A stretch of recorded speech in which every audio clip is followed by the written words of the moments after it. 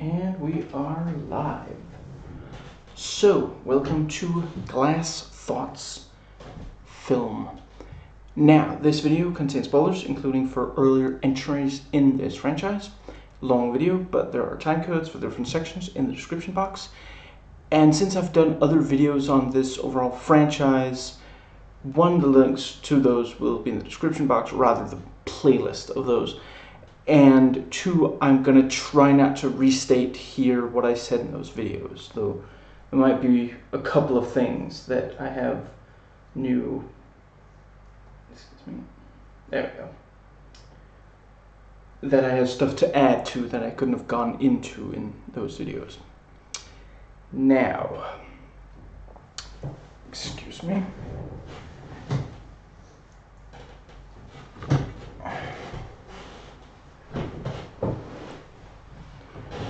There we go. Now, my film critic rating for this is something that I should have been completely clear on my call on before I started to record. But I think it's an 8. And personal rating, also an 8. So that's different. I'm not going to go into detail in this video, but I absolutely love Spider-Man Far From Home trailer, and that movie cannot get to theaters soon enough. Now, I recently hoped that Renegade Cut would talk in detail about what he thinks of Aquaman, even if he hates it. In his recent live stream, he did, and I loved hearing it, even though he hated a movie that I love. And yes, that brings us to, excuse me, notes taken while watching. Yes. And I'm going to put that thing.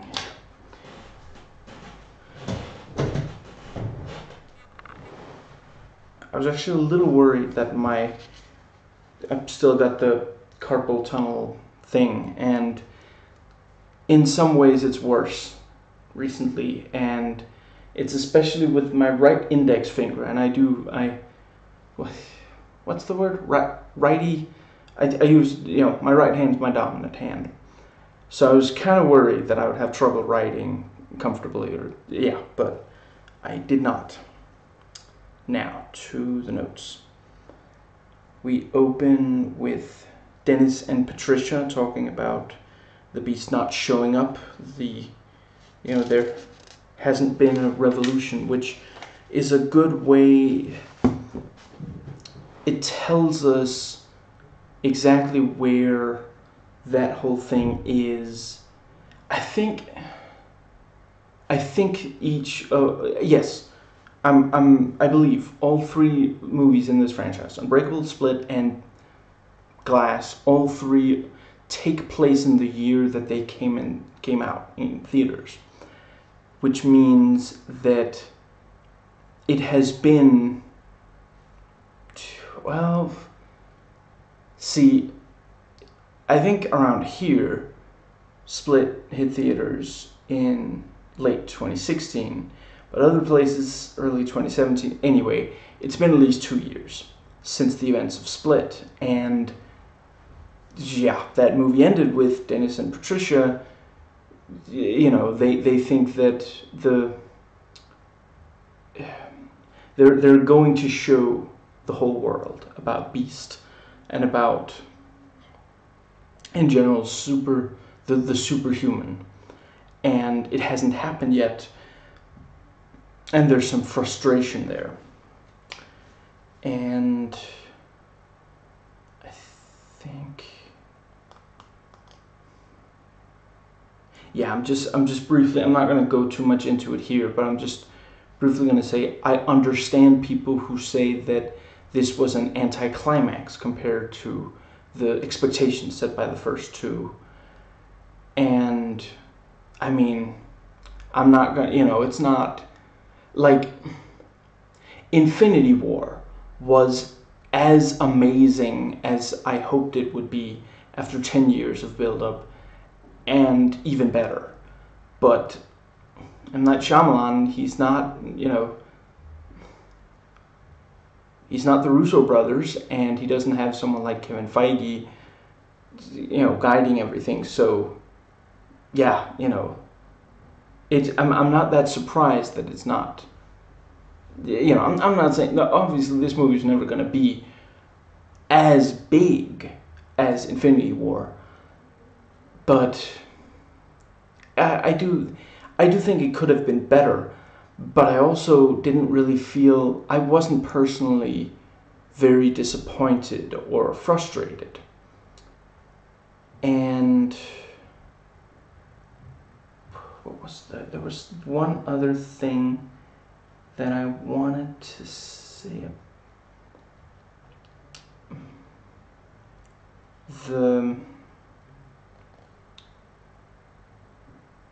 And it is definitely, it's a Shyamalan film for better or worse.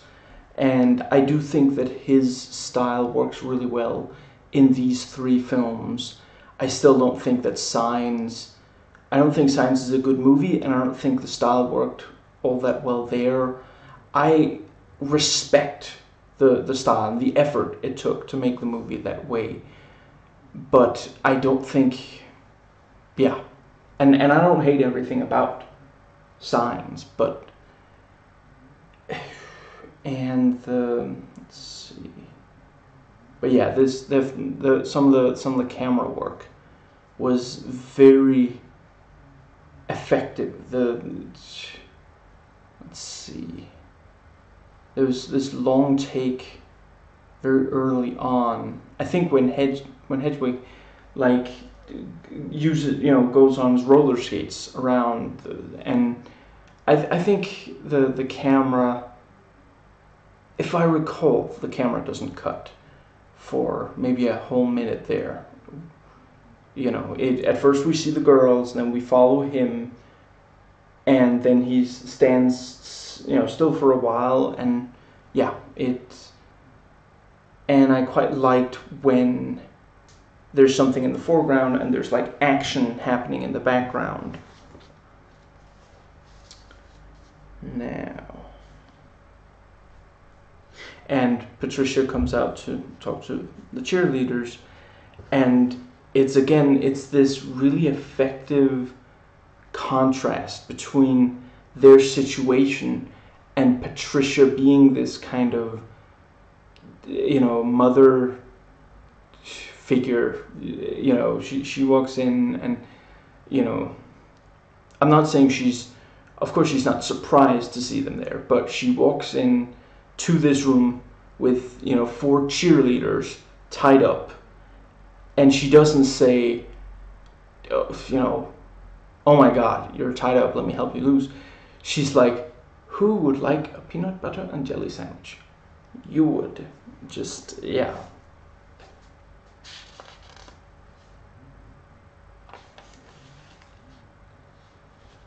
And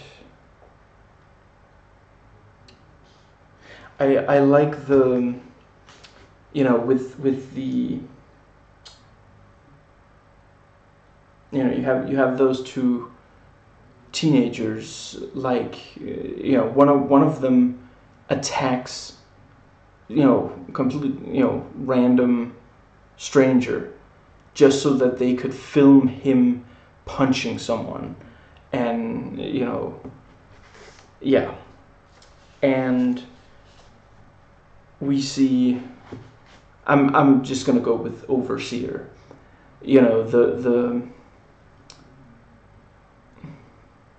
just briefly. So the other ones, all of them were ones that people online gave, he didn't choose any of he didn't come up with the nicknames himself. He just said, he definitely didn't like what was Tiptoe Man or something.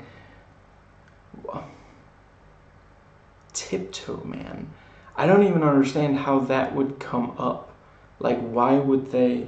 Yeah, I don't think this movie was too bad in the whole, like Shyamalan doesn't know how to write normal sounding, natural sounding dialogue between real human beings. I don't think the movie was that too bad in that regard. Like maybe let's see, there was something. I mean, maybe when Daryl is like talking to the security guard about like vitamins and drinking enough water, that was maybe a little bit like M. Night realizes that there are people in the world who are really, really, excited about, telling people how, you need this kind of vitamin, you need to drink this and that, and that they can, and that sometimes they'll talk for a really long time. I did also think it was kind of weird, the thing with, okay, yeah, we definitely have, we have 10 minutes, and he turns out to be correct. They had 10 minutes as a little bit of a stretch that it could, but then that's Shyamalan, But yeah, the fact that he magically had the right number there, but yeah, that felt, and maybe a little in other places, but by and large, I felt like it was like when, I don't know, I'm not going to go through every single one, but just they tended to feel like, and maybe, yeah, when Casey says, no, stop, he only knows pain, he's going to hurt you. I'll admit that was cheesy. That felt a little, I get what he was going for, and I do like overall, but that was kind of like, yeah, it was a little cheesy. I'll definitely. Now, but anyway, yeah, the I'm gonna be calling him the overseer to get back to that.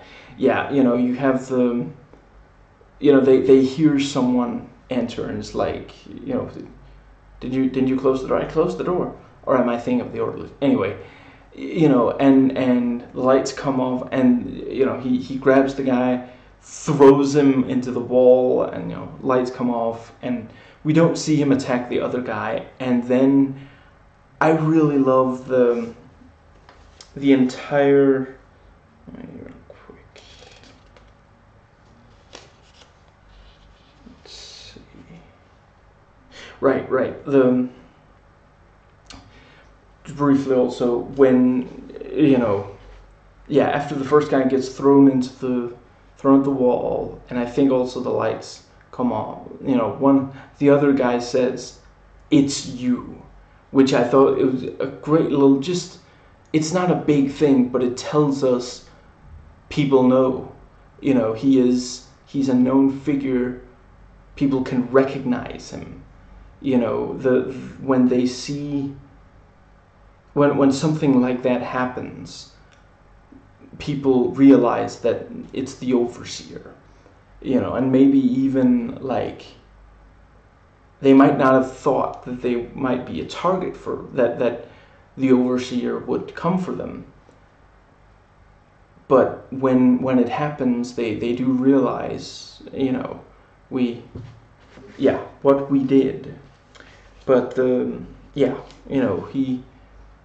we see him walk away from there, and you've got the done home security. Was that maybe the sign on the outside of the store? I think maybe. And yeah, just briefly gonna, let's see. Yeah, I quite like the scenes. There's not a lot of it, but when David and Joseph talk, Joseph supporting him like he does, and there's this, they really do, they feel like they work together and have been working together for years. And there's also the kind of thing of like, there are, in the real world, there are fathers and sons who work together and who do some of the same thing. And so there's this kind of you know, that it's not in joke, but you know, some similar to that. They talk in a very casual way about these fairly extreme things, and yeah, you know, they look out for each other, and you know, they don't always agree exactly on how to do things, but they talk about it and such. I thought that, and it's something that in Unbreakable you had that Joseph was always trying to convince him, but there wasn't really a lot of like them talking, you know, because in this movie Joseph is an adult. He was not an adult in Unbreakable, and just, you know, your word matters more.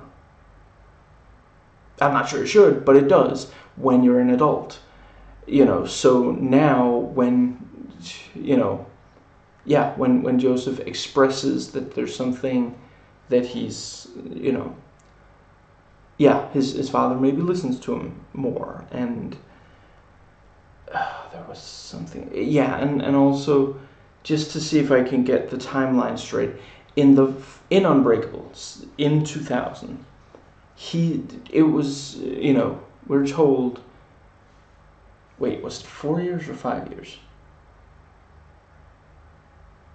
So one of those two, 4 years or 5 years.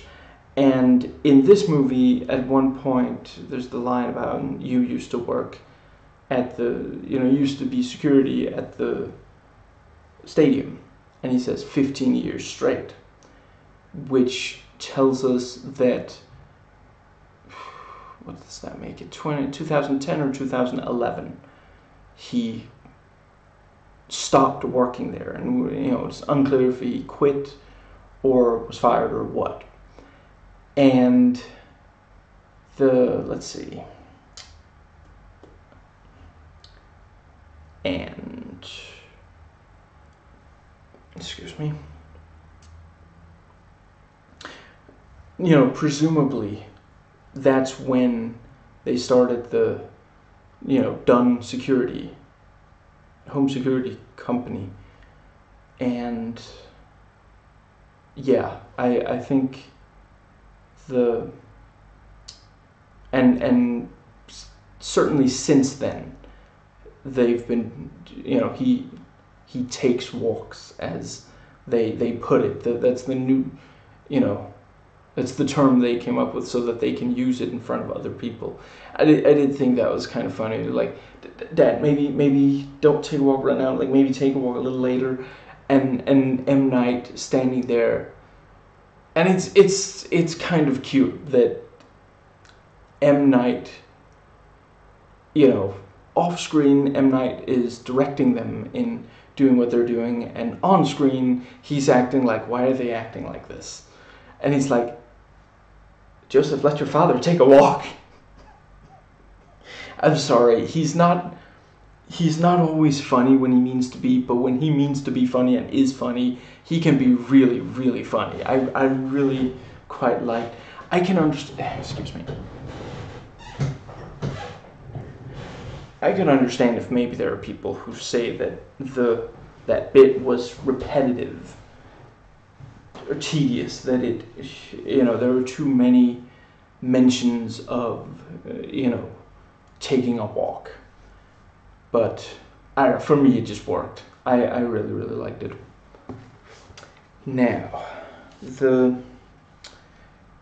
but yeah, you know, basically they work together, and Joseph is the one who sits at the computer and, you know, figures out, he, among other things, let's see, the first thing I noted here was that he's, you know, whenever someone, you know, let's see, yeah, let's see, when people take pictures of the overseer and they go online, Joseph keeps track of that, and, you know, And let's see. I did also kind of like I've completely forgotten the exact words, but there was that thing of, when he when he punched the guy on their camera or something. I forget, but one of the guys that the overseer takes out said some, name dropped someone or something like that. And like, and Joseph, he's like, that's also, he like, Joseph quotes him and he's like, what a douchebag. And no, Joseph, that's later when your father gets doused and he pops it into camera view. Insta douchebag. Now he writes it down. He's apparently got like this little book full of things that they've heard, the perps say, and like and David's like, what does that even mean? And Joseph's like, no, it's this guy online. He's got this way of salting fish. That's all he does. He salts fish. It's just this whole. It felt very, very natural. It's this thing of like, the middle-aged father who's like kind of out of touch, and he hears the thing. He's like, I don't know what that means, but that means something, right? What does that mean? And one of his, offspring has to explain it to him, and he's like, "That's what that means, really?" I really, it was really good. I can relate. Now, but yeah, Joseph is David's guy in the chair. He's the one who, or at least maybe more, together they figure out where it would make sense for David to go, and Joseph makes plans and comes up with theories. He's the one who suggests what area of the city the horde would be hiding, based on the areas that he took people, or that they were found before. So, one of those things. Excuse me. And we have a flashback with. I'm sorry. It's just kind of awkward when movies do this. The showing a major character from behind, kind of like. Excuse me. This does it with Audrey, and the second Huntsman movie. I suppose I shouldn't give away for those who haven't watched that movie, but it's pretty hilarious. It's yeah. And but yeah, basically we have this flashback.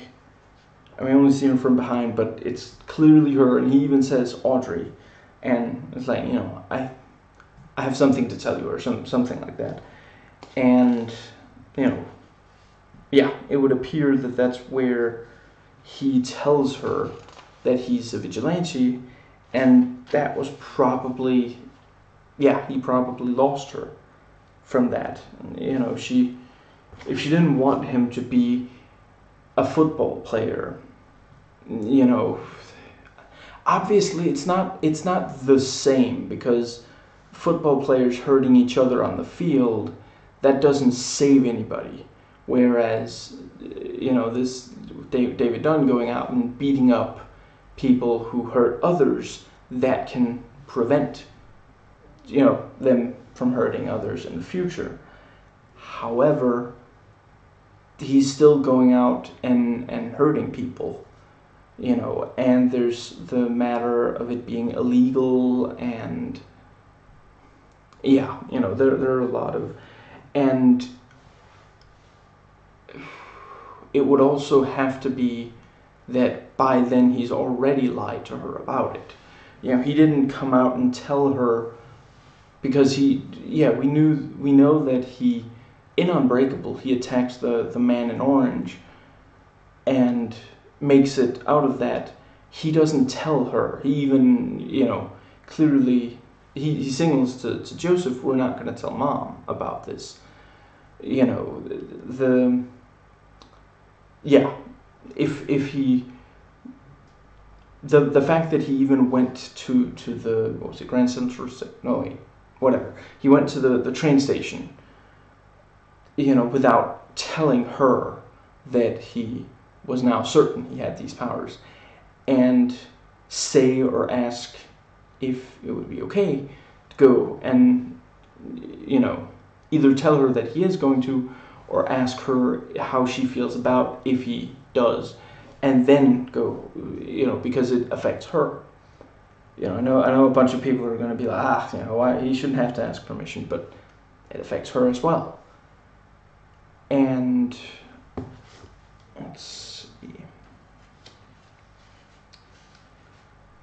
But yeah, and then we get to M. Night's cameo, and I have to admit, I didn't see this coming, but there was this cute little thing of like, he recognizes David as having worked at the stadium, and then he says, I got involved, I was around some pretty bad types back then, but I'm past that now. Positive thinking. Which explains that this is the drug dealer from Unbreakable. And in the end credits, I haven't looked on IMDb, but before I left the movie theater, the end credits say that, they call him Jai, what was it, security work, something like, but that's the name of the character from Split that he plays there. So all three of these are the same character. I was gonna make a crack about how they must be triplets or something, but and I have to admit, when you watch Split, you don't necessarily think that that's the same character as in Unbreakable, but you're not supposed to know that Split is related to Unbreakable until the very end. There are hints, but and in this one, it's pretty much confirmed. Yeah, it's confirmed. And but yeah, I like that, they use they call it take a walk, and when he takes a walk, he makes sure to bump into potential criminals as a that was a very clever way, because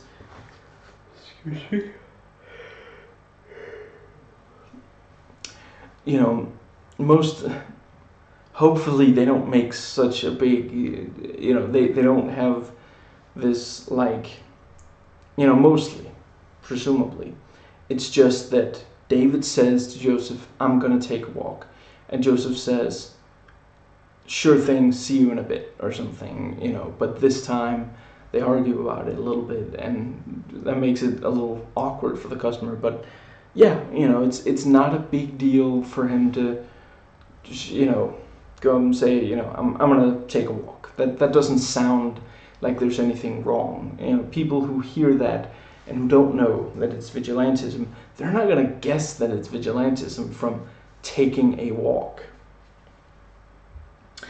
And David notes that, what was it? He missed transit time, so they should aim for factory leaving time. Excuse me.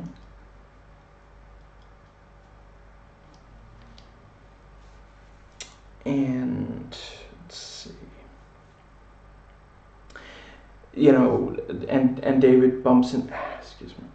I don't know. There's something with my eye. I know I slept enough, so can't be that.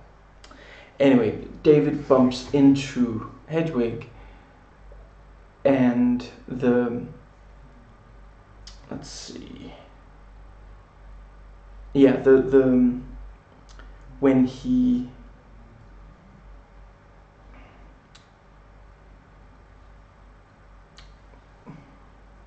let's see. Yeah, and you know, gets the and he sees that, you know, this is the guy who's got all these hostages, and he doesn't follow him. And I figured that, you know, instead, excuse me, he talks with Joseph about, excuse me, that it's, you know, this is definitely the guy, and he explains in detail what he saw, which lets Joseph deduce where it is. And, you know, if David just followed him, he wouldn't, you know, he wouldn't necessarily, and in fact, you know, he doesn't, he's not, you know, let's see, the horde is not on the way back to the hostages. So, excuse me. So if David had followed Horde and, you know, confronted him, you know, he wouldn't have found the hostages from that. So instead, he does go.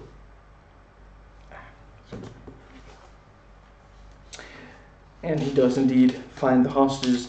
I mean, I guess, just briefly, I get people who think that there's too little confrontation between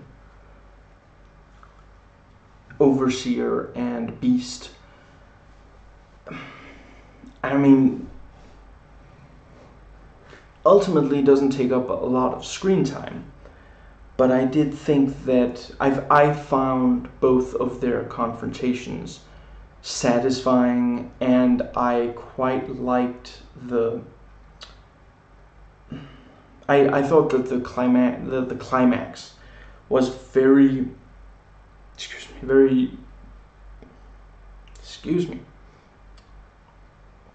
exciting and cool, and they found a number of different ways. You know, I mean, it was essentially, it wasn't like, okay, now, you know, now Overseer and Beast are gonna fight, and then that's all that's gonna happen. You know, for a while, they fight some, and then, you know, both of them have to fight off SWAT with riot shields, excuse me, and, you know, various, yeah. Now, but yeah, you know, the Horde goes down to this place and finds these homeless people, takes his shirt off, becomes Beast, and let's see.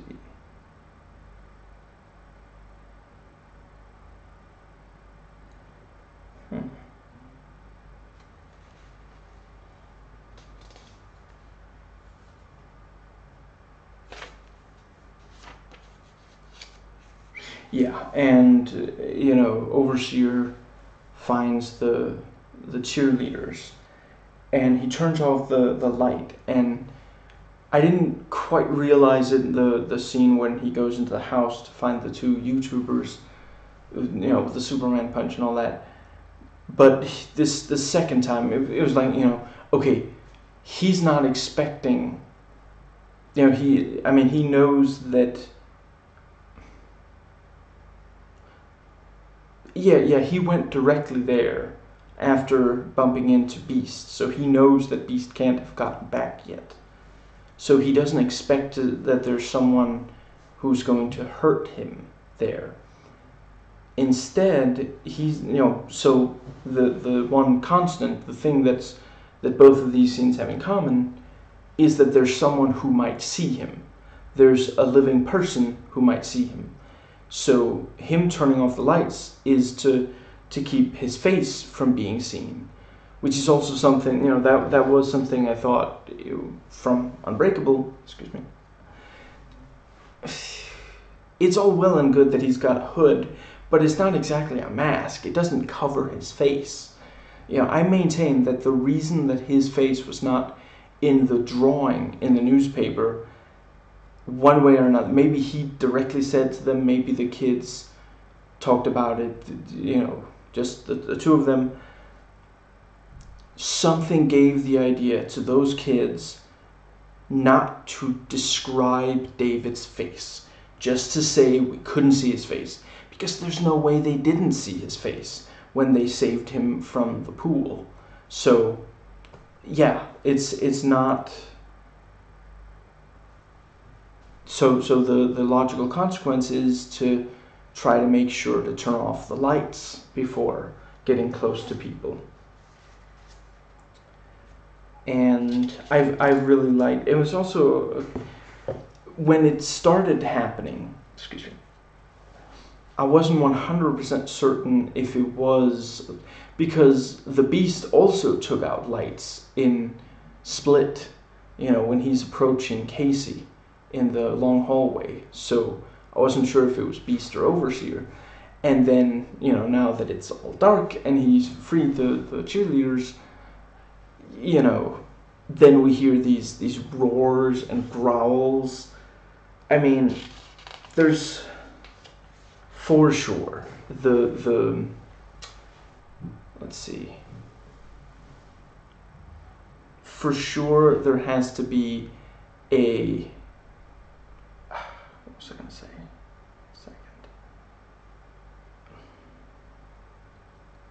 It can't be that James McAvoy can't possibly actually make those growling and roaring sounds by himself, but he really sells it. You know, I've seen movies where there's like a really badass, you know, voice effect or something, but the actor doesn't sell it properly, and so it ends up feeling disconnected from what we're seeing.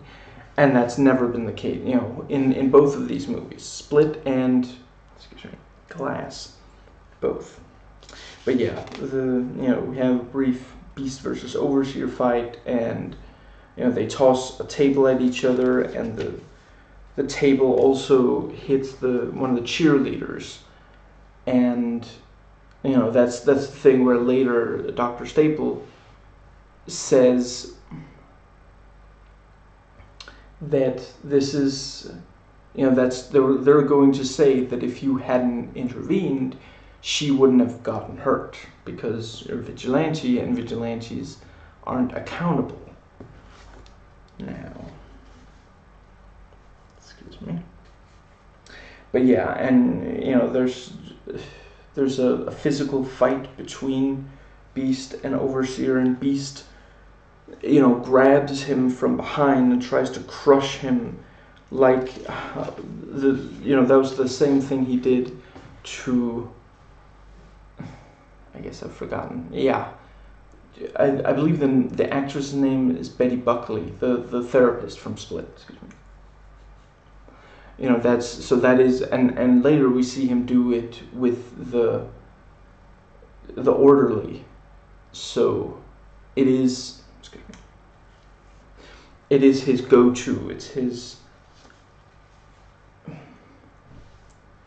Yeah, it's something he keeps doing. But yeah, the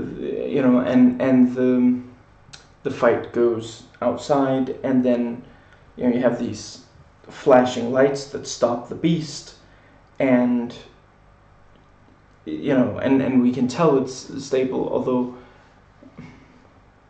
Was it Staples or Dr. E. I'm gonna try to just call her Dr. E. Excuse me. We hear Dr. E's voice, and if you watch the trailer, you know that that's her.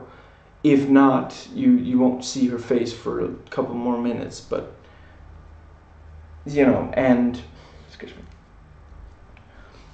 And Barry is brought forth, and that's actually, which is the first time we actually see him, because in Split it was Dennis posing as Barry. We never actually. Oh wait, maybe he was in one of the videos, but possibly. Excuse me. And she clearly knows that the Overseer is David, because let's see. Yeah, David, clearly, his first instinct is to try to get away from there.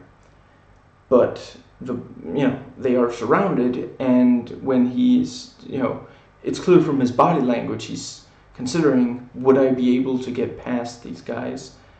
And she points out, people would get hurt. You don't want to hurt anyone, so something like that, And yeah, and I think she specifies, cops, you would have to hurt the cops, which is obviously something that he doesn't want to do, and that's it. It's a great introduction to her, because immediately she is the single most informed character in that scene. Nobody knows as much, excuse me, of the named characters. She knows exactly how to stop the Horde, and she knows that, they don't have like a water cannon or something they could use directly against David, but she knows that if the place is surrounded by police, and she points out, you won't be able to get away without hurting police. She knows that that's not something that he's instead going to accept that this is a, maybe he can, they ended up, it's not in the movie, the thing with, I guess I'm not going to be able to shake your hand and leave. He thinks that maybe he'll be able to get away from them later when there aren't guards, or maybe he's saying, figuring that this is, then this is how it's going to have to be. And David goes willingly into the place, but the Horde, like, he starts to walk. He stops, and let's see, I think, and it's that they then try to like grab him and push him through, and he very clearly doesn't like to be touched, and then Hedwig takes over and says, it's okay, I'll walk through. He doesn't like being touched, so presumably it was Dennis with his OCD. And then we have Staples, Dr. E. She introduces herself to both of the, both Horde and Overseer, and let's see, and does this by, and also showing that she knows details about both of them. Both of their rooms are made.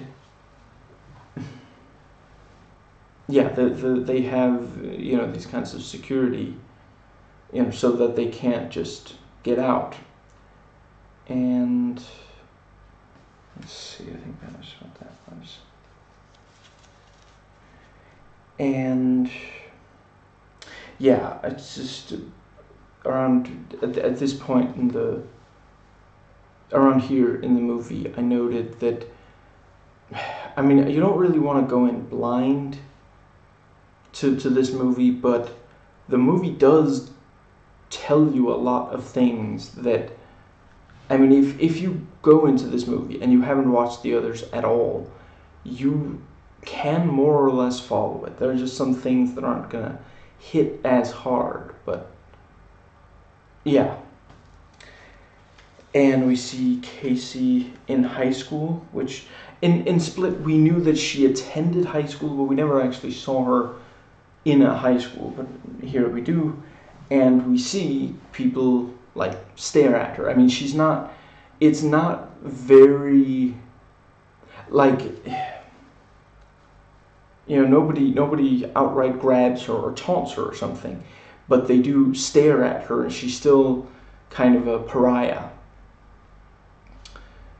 And that's, again, it's conveyed very effectively with very, without like overstating. And we see that she's, it's the same school as Joseph. You've got the picture of him in I don't know what it's called, but yeah. And let's see. Yeah, and I think like it's maybe a teacher. I think someone who works at the school uses the words "your foster family," which I immediately say, okay, so not uncle.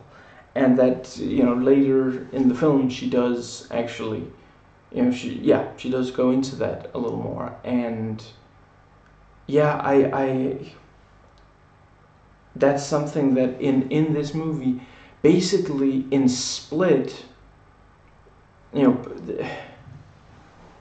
both movies, it is Casey. It's Casey who's been through trauma. But in the two movies, she has different approaches to dealing with the trauma. In Split, we're told that she keeps to herself, and we see that she's wearing all these shirts to make it harder for someone to just like immediately tear her clothes off, or necessarily to see her. Yeah, again, I went into that. And she has these strategies for, if someone grabs you, you should do this, and if someone has you trapped and they say you should do this, then this is how you approach that and such. And in this, she's not as much focusing on how to, in both of them, she directly, like, she talks directly to some of the altars, and excuse me, basically, in Split, she's trying to basically convince them to help her, where in this, yeah, I mean, she doesn't have to, nobody put a gun to her head, but she wants to, so she tries to see if she can convince them to not side with the Horde. Basically, yeah, you could sum it up as, in this movie, her approach is that only, compassion and affection can heal the wounds that trauma create. Where, before, she basically didn't believe that there was any, she didn't believe that healing was possible. You might say that in in Split, she's someone who, who has been burnt. And in that, she basically just, tries to, if she comes into a situation where she might be burnt again, she tries to, dodge as many of the flames as she can. Where in this, it's like she's, had like, yeah, the burns have actually healed. And let's see, and I mean, I'm not gonna say that I have personal experience with it, but as far as I understand, yeah, I mean, basically, the way to get past trauma is healing. It's all well and good to have strategies in place so you can avoid trauma in the future, but if the trauma isn't healed, then yeah. And I have to say, I found her performance in movies, despite such different approaches to how to deal with this kind of situation, I found her acting completely convincing. And yeah, there's this thing of I think she says, "Oh yeah, I've been thinking about him," or something like that, and you see her face, and it's like, So does that mean that does she hate him for putting her in this basically cell, or does she feel some sympathy for him because he was both of them have suffered trauma. And yeah, I like the way the scene played it. And yeah, just briefly, I didn't note this anywhere. The first couple of times that Joseph goes to the mental hospital, he is, he leaves right before Casey shows up. They just miss each other. And let's see, and then you have that one scene where Elijah's mother, Casey, and Joseph all show up, and like in front of the building, excuse me, and Dr. E is there. I get the sense that once the three of them met, it didn't take them very long to get to the idea of this, that they were going to help reveal the superhumans to the world. I don't think that that was already their idea before the events of the movie, but I do think that it didn't take them long once they met at the mental institution, or right outside of it, maybe, having just left, that, yeah, they agreed. Excuse me.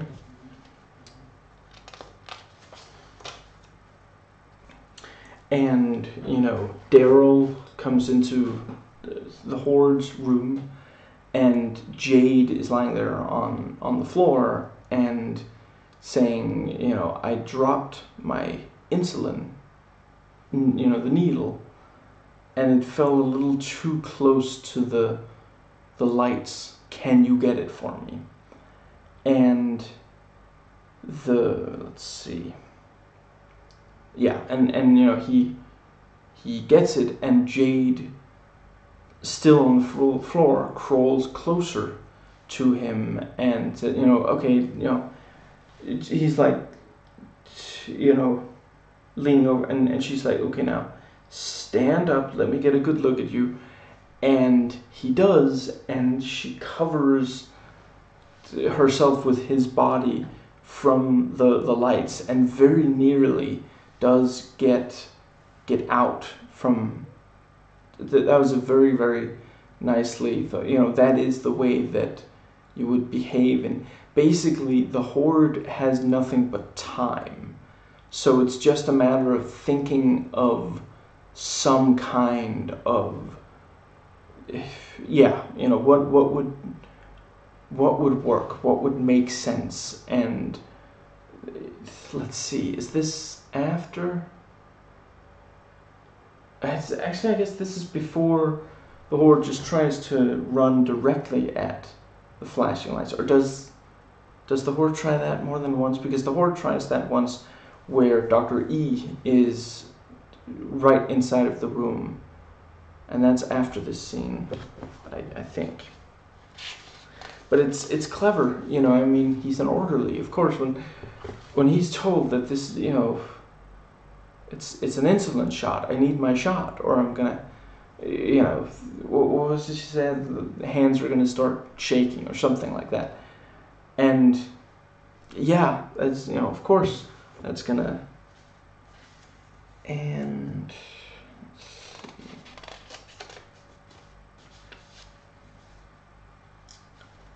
and the light swaps a lot of alters, and Elijah's mother enters the movie, and she says, she tries to visit him at least once a week, and she admits there have been some weeks where she missed, and she says, Elijah changed over the years, he's given up, basically. And she says she's not obviously what he did was wrong. He killed people, and they didn't deserve to die. But she does still love him and try to understand where he comes from. And and there's that thing of like, oh, they keep him heavily sedated because he's so smart that once he saw the like, what's it called, like a map of like the electrical something, and he managed to cut the power because he memorized it. And yeah, and David and the Horde both see the other through the open doors, and Overseer, of course, tries to escape, but then the water, the water sprays off screen, and again, it's an unusual way to show it. It cuts to outside, and we see the big tank, and we can tell that it's starting to pump water in, and then it cuts, and then it's after all the water's been sprayed on him. That's a nice way to do it, and it's also, it feels like something you'd see in a comic book. I can think of a lot of examples where that's the way that they show that kind of thing. And it also, now you have a visual. That is what that, water tower thing looks like. So later, when Elijah points to it and says, that's the water, we immediately know that is indeed the water tower thing where, and again, if you watch the trailers, you know that, that's where the beast throws Overseer. Now, and let's see. Yeah, the Horde keeps trying to escape. And I also like, this is from a couple of scenes ago, but this is where I noted it. When Hedwig is like, he like spots the camera, and so he like walks all the way over to the side, and he manages to get out of the view of the camera, and then he like reaches in his hand and like flips them off. And I'm like that, flip the bird. I forget if that's one of the things that gets you in trouble on YouTube nowadays, but I'm not gonna press my luck. And then there's the other time where he like blows raspberry. That's funny. I really thought that there were some great moments for the Horde's various characters in this. I like that Hedwig is still saying etc. and still this like casual talking about normal things, and then he also talks about the beast and such.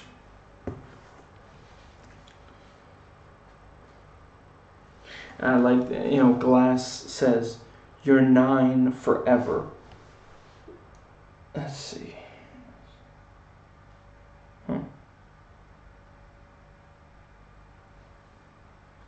I don't know what that means, but yeah, he says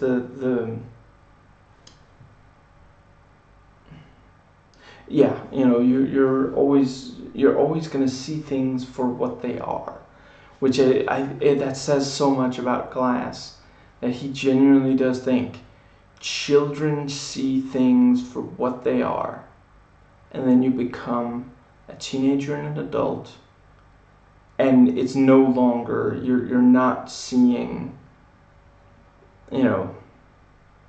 and again, there's some truth to that. The way children see things is different from the way that's the thing that's so frustrating about people who work with children or teenagers. I've met very few adults in my life that actually understood children or teenagers. So, I mean, basically you would need something like a child or a teenager that can help like translate Because if it's just like, adults have no idea what teenagers and children think like. And now I sound like I'm not an adult. I am an adult age-wise, and in a lot of ways emotionally, but in some ways, I don't know, is that like a thing? Can you like refuse to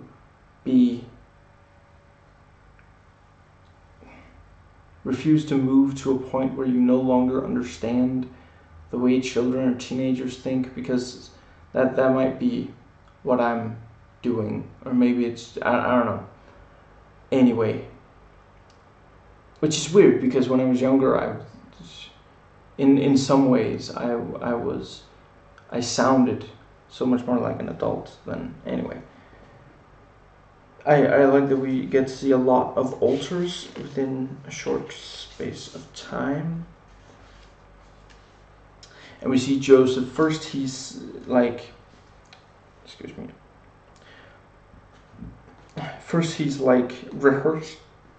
rehearsing the story in the car before he goes in. And then he goes in and we don't see exactly what he says. And that again, it's a good way to, instead we just hear her restate what he, like, so let me get this straight. You're saying, and I like that apparently he acted out this one part, and she's like, which I very much appreciate, But yeah, basically he tries to tell her, my father doesn't think that he's a superhero. He just thought it would be funny to try briefly, but he really doesn't belong in there, which is, I mean, there's, yeah, that's something that it's a very logical way for him to try to solve that problem. And I can imagine a lot of people who find, a lot of people have probably tried that to get someone they love out of an institution. And let's see. Yeah, and we're told that Audrey died 5 years before the events of this, so I guess 2014 or so. And, Dr. E says that's why Joseph needs his father to be invincible, because his mother wasn't. And I really appreciate that they do, yeah, Joseph says, my father doesn't hurt anyone. And Dr. E replies, well, the authorities would disagree. He doesn't have a badge.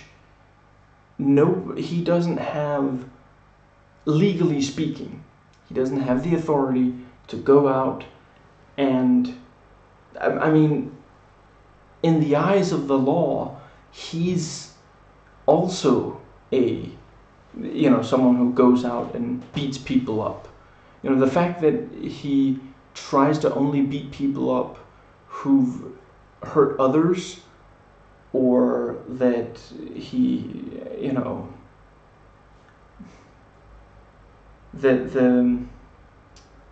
let's see. Yeah, that doesn't change the fact that in the eyes of the law, what he's doing is going around beating people up. You can't do that. I'm not going to get political here, but if you have a badge, if somebody hired you and trained you to help, then, and yeah, because obviously you do need someone to go out and be willing to use force against those who need to be stopped with force. And at least theoretically, cops can't just go out and beat people. They have to, they use the force to subdue without yeah, and if they did go out and just beat someone, then there would be consequences. Again, theoretically, I'm not getting into the political, but the yeah, but you don't have that with someone like David Dunn. And let's see. Yeah, and we have a flashback where there's like, yeah, they talk about, lift, how much he could lift and such. And I wasn't entirely sure if this was a deleted scene or if they used de-aging CGI.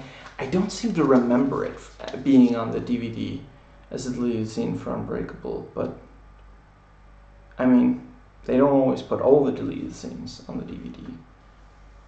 Yeah.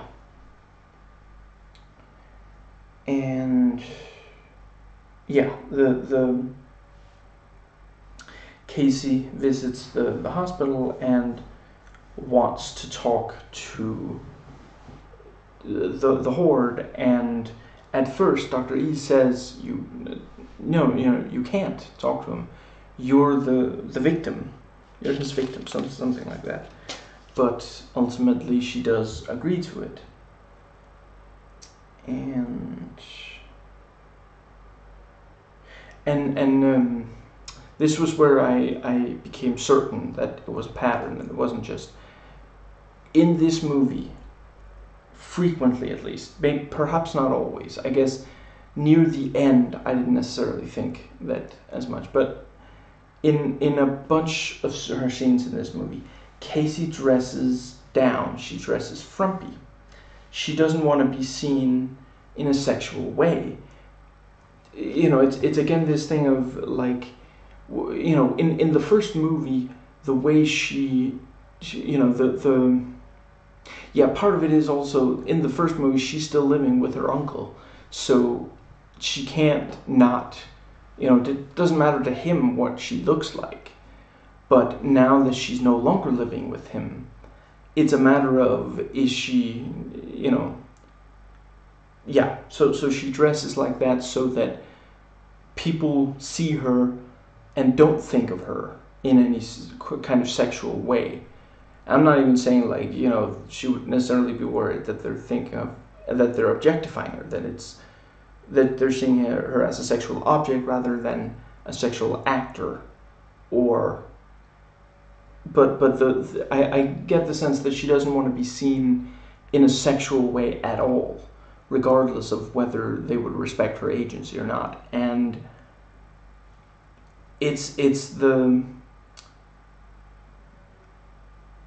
a lot of people who've gone through sexual assault, it takes a while from before they're comfortable being intimate, being sexual again.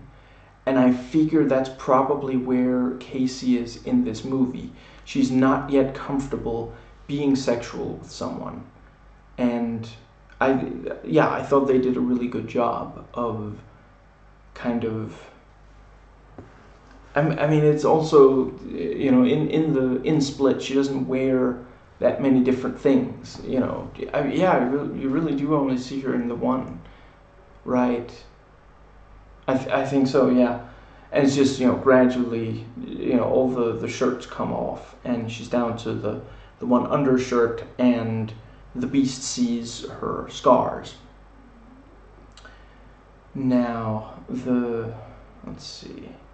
And that's also something I appreciate, that, in this movie, let's see.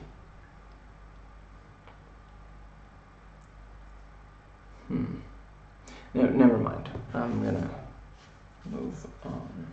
But yeah, the when Hedwig, yeah, he's like, she's my girlfriend. We kissed once. Not a big deal. I haven't cheated on you.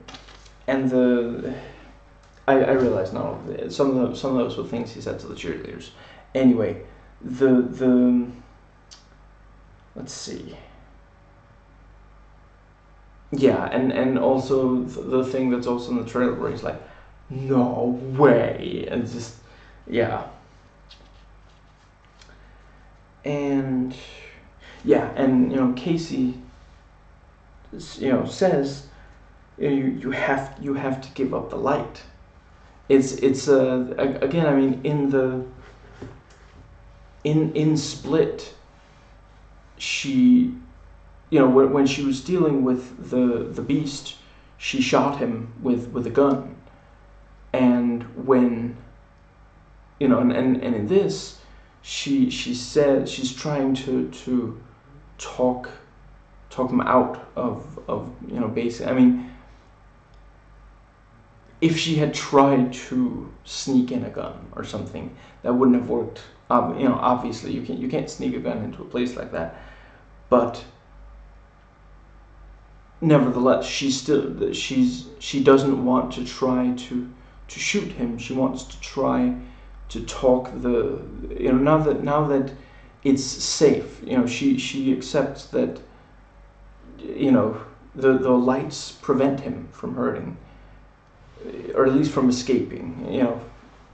Now she tries to reason with and that was actually, yeah, especially when she got all close to him, that was not, and you can also see Dr. E wasn't exactly thrilled about that. But if he had tried to do something, he might have been able to do at least some damage to hurt her somewhat before the lights would have switched off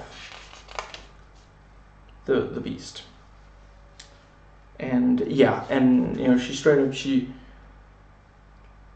Casey touches the arm and Kevin gets back in control. Yeah, a very, very good way. That's basically the first time in the movie that you see this thing of basically physical intimacy, physical affection is the way to heal trauma.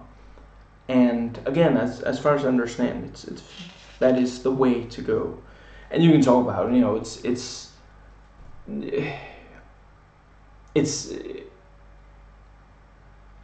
unrealistically effective in the movie, but it's a movie. And yeah, and she says, my uncle's in jail, I put him there, he did awful things to me, and your mom did awful things to you. I thought that was a really good way to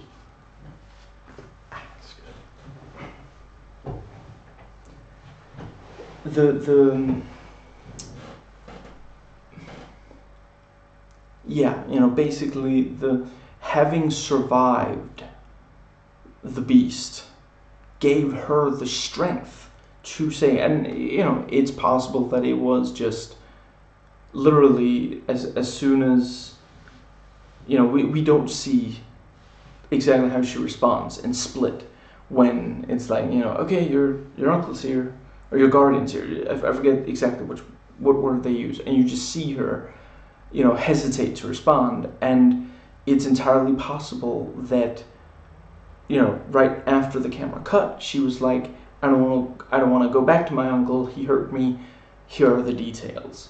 And that's, I really love the way that movie left it uncertain. And I respect people who don't want to know for sure, who don't watch this, in part because they don't want to know for sure. But in this, it's clear. I would have been very disappointed if she was still just living with her uncle and nothing had really changed there. I would have found that to be a huge missed opportunity. So I'm really, really glad that. But yeah, after facing down the Beast, she had the, let's see, is it courage, or she felt like she was able to stop people from hurting her, and we see that she's got this zoo like logo on her jacket. I mean, she's in high school, so She doesn't also have a job, does she? Do people have jobs in high school? And the yeah, I'm not entirely sure what that's supposed to mean, but let's see. Yeah, and there's we're told that, right, yeah, I was wondering, does she live there, does she work there? But we see her at her with her foster family, so it's not, yeah, I got nothing.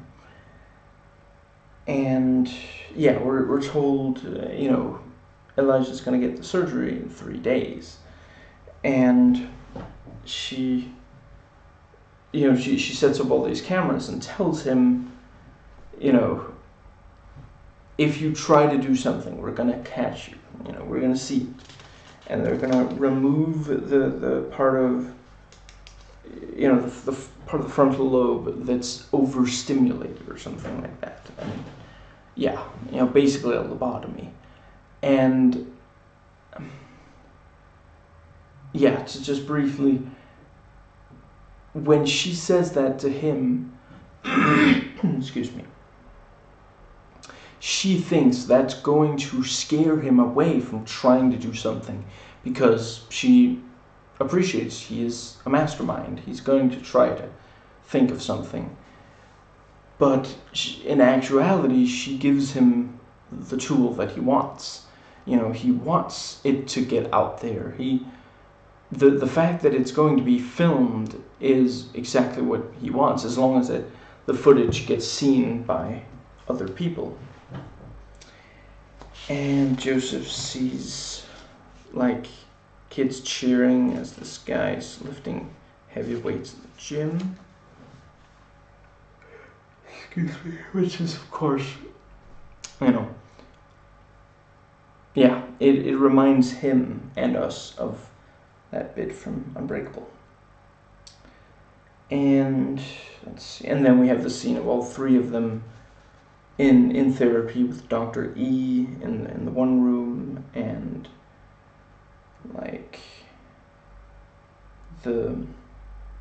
some dirty looks passed, and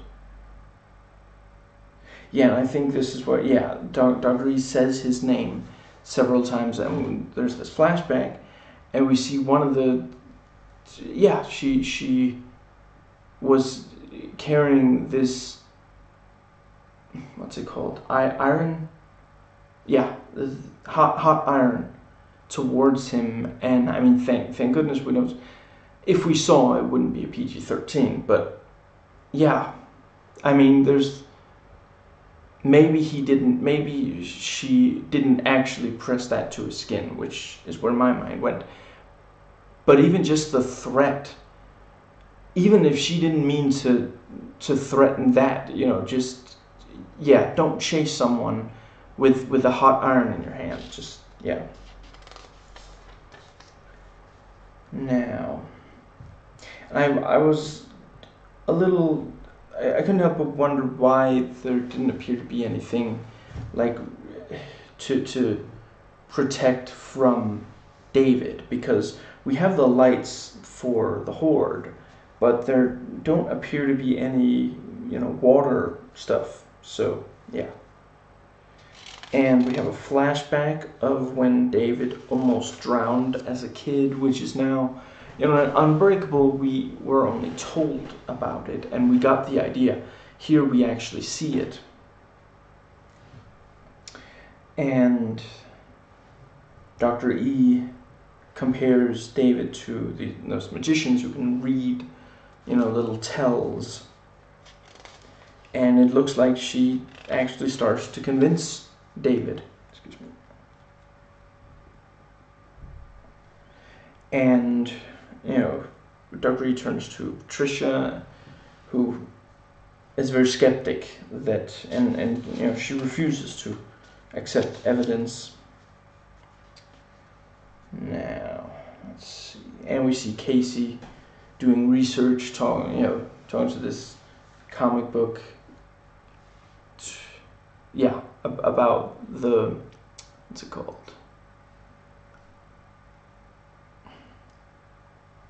Yeah, when they started making comic books. And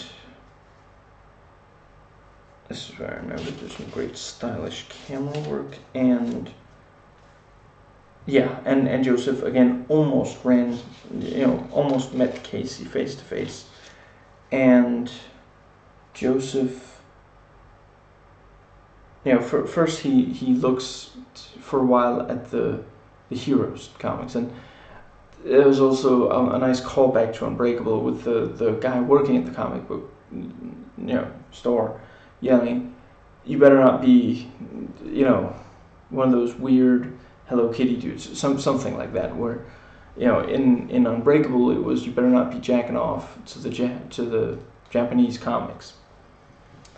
And yeah, Joseph, sees, the whisper of what is the secret of his parents, and he looks up. Excuse me. He looks up Kevin's parents, specifically his father, and let's see.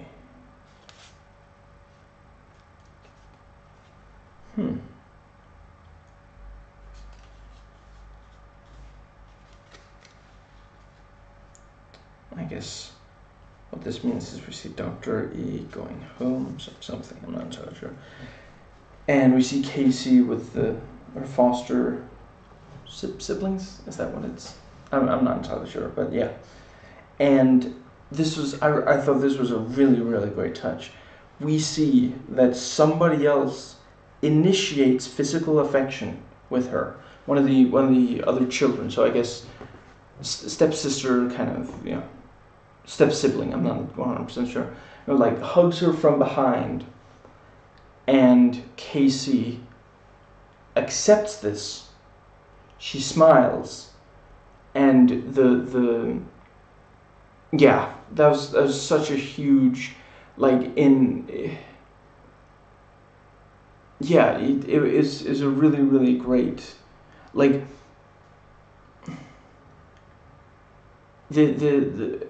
it shows that she's in a very different place. Obviously, part of it is also that this is, there's a huge difference between the other things, the situations she's been in, and then a step sister, hugging her in an already friendly environment, but the Casey of the first movie would not have been comfortable with that. And if she had accepted it at all, it would have been a very clear, very, very obviously against her will kind of thing.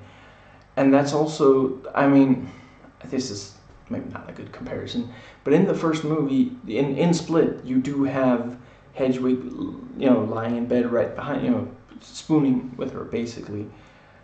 That she's very clearly incredibly uncomfortable with. And part of that is, of course, that this is the man who took her captive. Even if the current alter is not the one who took her captive, this is still overall the person. Yeah. And yeah, and we don't see it yet, but what Joseph looks up Kevin's father, and what he finds out is that, I'm not going to try to even try to remember his name. Kevin's father died on the train where the only survivor was David, in Unbreakable. And let's see. One thing that when we see the flashback to him dying, we see that he was reading this pamphlet kind of thing on DID, but wasn't that, did Kevin already have DID before his father died? I guess that's what this is saying, possibly retconning it too. And was it known as DID in 2000? Wasn't it still known as MPD? Anyway, I mean, I guess in that case, it's an issue of, do you want to be, more factually correct, or do you want to try to, convey the better, yeah. And yeah, I do still think it's a little uncomfortable that these two movies use DID in this kind of, yeah. I'm not opposed to basically like making monsters out of saying, oh, these are some people whose emotions are completely out of control or something.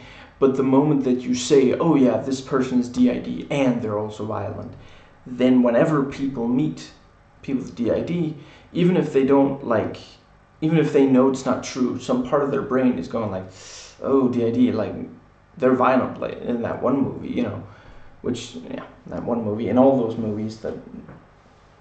So it is a. One second.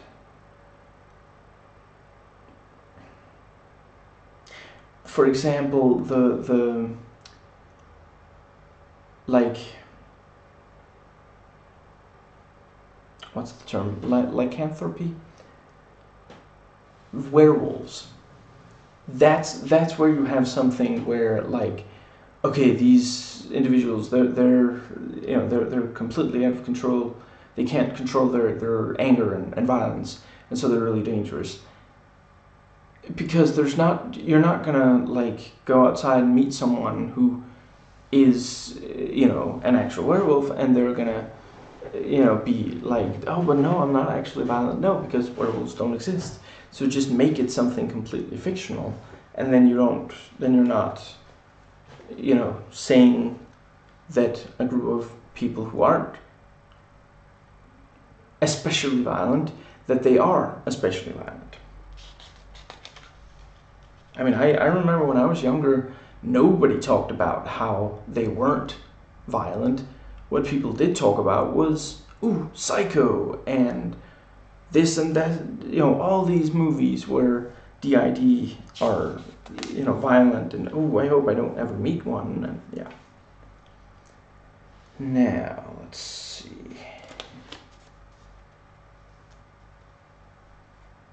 It's really very, very effective, tense, and uncomfortable moment when the orderly threatens Elijah with, I'm going to drop this heavy flashlight, and it'll break your bones. And he actually does drop it, but he catches it in time.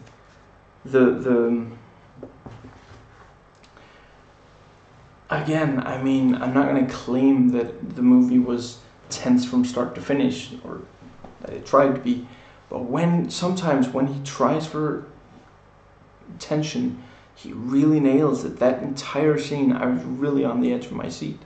It was very, very, and this is the guy, he's been dealing with Elijah for years. These more recent guys, they just came in now that David and Kevin are there, but he's been dealing with Elijah for years, and he's willing, and you stop and think, how many times has he threatened Elijah? How many times has he abused Elijah? Because up until recently, Elijah didn't even move, so how's he gonna tell anyone? He's completely sedated, it's such a great little, because again, it would have been easy for that character not to be the one who's known Elijah for years. But because it is, you immediately think, how many times has he done this kind of thing? And, later when you realize, he really was doing, yeah, he did actually move when they weren't looking, which is what the orderly asks about. He to swap out the medication. And, yeah, that means that when he was threatening him and when he dropped it, Elijah completely suppressed his fear. and because he, he knew that if he showed fear, then, the game is lost. But I mean, when you think about in both Unbreakable and this, you see him break bones, and you see how horrible it is for him. He's not always confident about what's happening in general, but whatever certainty he feels, when he actually breaks bones, it's like he's a child again, being taunted by bullies. It's like nothing. It seems hopeless to him, and the fact that he knows that can happen again, and is able to completely push it away. He's been the mastermind for a long time, but this is when he comes the closest, because at this point in the movie he knows about Kevin. He knows that if he, as long as he goes, as long as he's careful, he might, he'll be able to unleash the beast, and both of them will be able to escape. And that's exactly so he's willing to risk the pain. And let's see.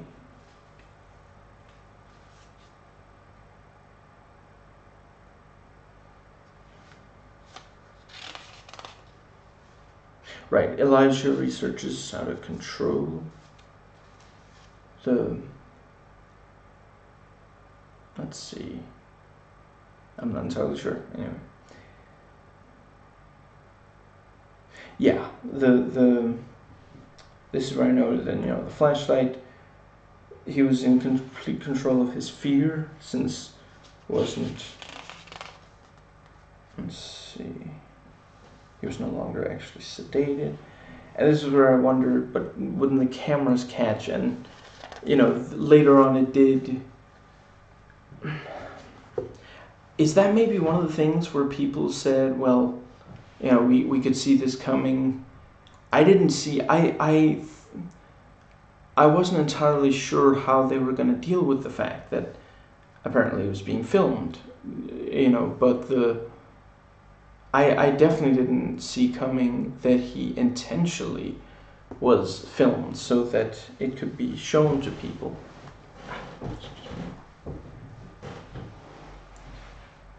And and the orderly and the security guard talk vitamins and water. Let's see. And, it's set up that the tower is where the climax is going to happen. And let's see. Yeah, and he says, should have 10 minutes total because he's chatty. And then the thing about, I'm just getting aspirin. I'm not being put to sleep. And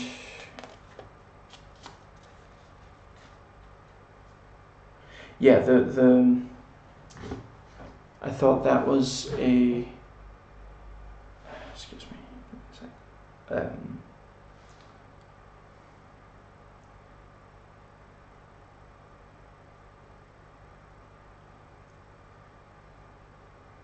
I mean, I don't know, some medication can look enough like other medication, but yeah, I don't know. I don't mind that might be slightly unrealistic. And, Elijah says we meet the beast tomorrow night. What was it, call a board meeting or something? And then you have, what do we call you? First name Mr., last name Glass. And not only is that really cool and such a great part in the trailers, but also that's useful for later when we see, immediately after saying that, this is what he did before, before just going back to his room. Excuse me. But yeah, the camera. because the camera footage, they're gonna put Elijah into the surgery, you know, what was it, a day or two ahead of schedule. And later on we realize, you know, he took out that one really essential part of the machine, so the surgery wasn't done on him at all. And not only did, you know, he not only removes it, and, you know, the let's see, yeah, when he takes it out, you know, that's, you know, that kind of, it shows the audience the flashback that has him, you know, when he takes it out of the drawer in his room, that shows that, you know, oh yeah, he already had it from. And let's see, 1 second. But yeah, he then leaves it where Dr. E will find it, which tells her that's how he got, you know, he didn't have the surgery because this important piece was missing. And yeah, it's, you know, so that she would know, so that she would think that he made a mistake and you know, so that she would underestimate him. And then I also wanted to say, when he, you know, he says, took me for, yeah, perfect, you know, glass shard or something. So that's why the thing was crooked, because he knocked it down and then hung it back up and didn't manage to get it on right. Or maybe he meant for it to be crooked so the other guy would be distracted. Excuse me. And then he gets the thing and slices his throat. I didn't really pick up why it needed. Was it because it needed? Was it that the other ones weren't long enough that could reach? I'm not entirely sure. But anyway, we have a flashback to Elijah as a kid at the carnival, breaking bones, and this was a deleted scene from the DVD of Unbreakable. It was cut down slightly, but yeah. And yeah, he slices his throat, and we see he undid the important part of the machine. And I guess, I mean, when did he know about the machine? I guess maybe she had to explain to him. I mean, legally you have to explain a procedure to someone. You can't just force them. Yeah, I figure something like that. Or he knew that eventually they would try, and so he looked it up. I don't know. I think it works. I don't think it's completely impossible to. Okay, let's see. I wrote on this page more than once, so.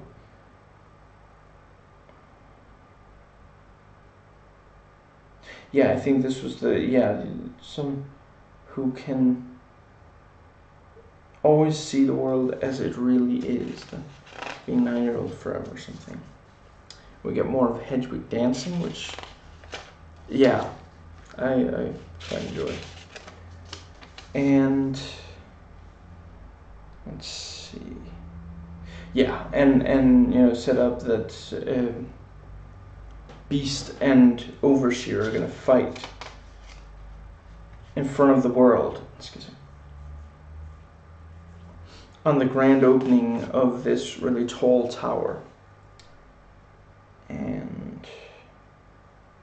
And Beast said, you know, he considers glass pure, broken, and he says you're an avenging angel. So who are you gonna? How? Yeah, something. Excuse me.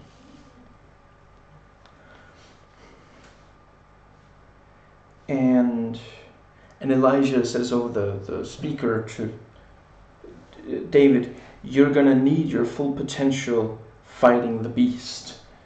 and explains you're going to do it on the Osaka Tower. 3 floors of them have these chemical lamps, which I'm going to use to blow up the entire tower, which, excuse me, and let's see,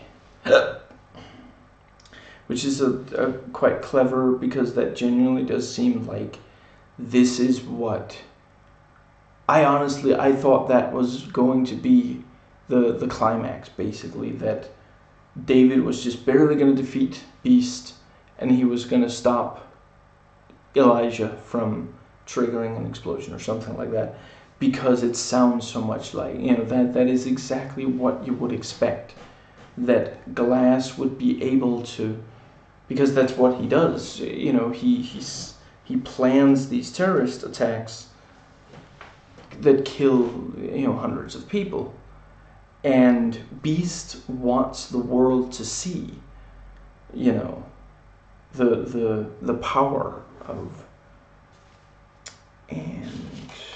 and Beast again does the torso attack from behind on the surprised orderly, like he did on the therapist. Excuse me.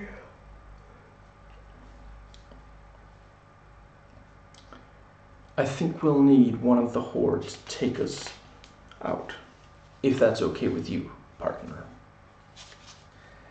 And right, and also over the speakers or whatever into David's room, a Glass says, the water stuff has been turned off. So if you try to break through the door, the water's not going to stop you. But why would you try to break through the door? I mean, bones break and you're just an ordinary man. But if you don't think so, then you know where to find us. And he does manage to break through the door, though it takes several attempts. And at first, he genuinely does seem like he doesn't really have...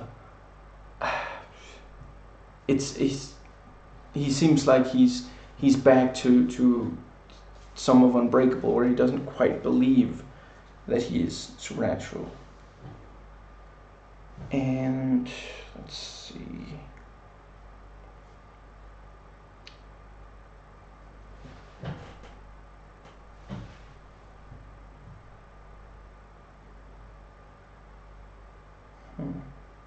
Yeah, and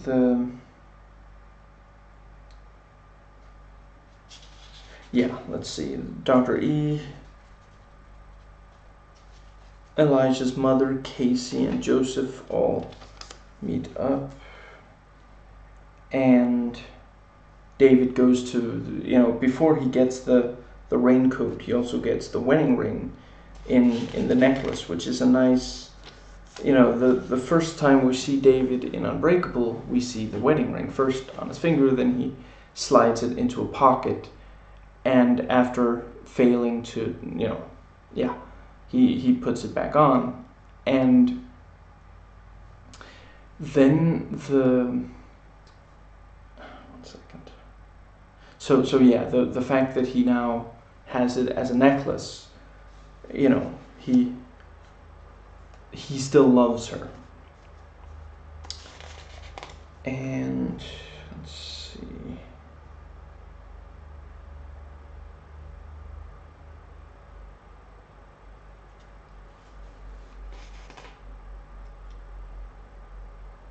And we have Beast in the hallway, and then the cloth comes off the Mr. Glass, and we see he is now in the purple suit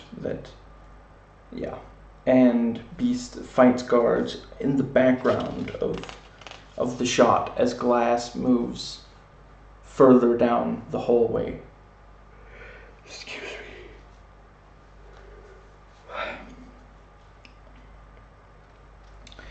And we see that Elijah left an invitation for Dr. E of the tower, and the thing that proves that surgery didn't work. Excuse me. And let's see. Yeah, and Elijah's mother says, it's like a showdown. and talks about it in the comic book. Yeah, and let's see. Yeah, and Beast lifts a car, and there's security people arrive to try to take down Beast, and Overseer and Beast and Elijah in front of the hospital. And Casey says, yeah, all he knows is pain. He'll hurt you. We have to convince the good people in him to help. And yeah, the riot shields, and Overseer locks a couple of them into this like a big metal, like it's not a dumpster, but it's like a big cargo. It's for storing stuff.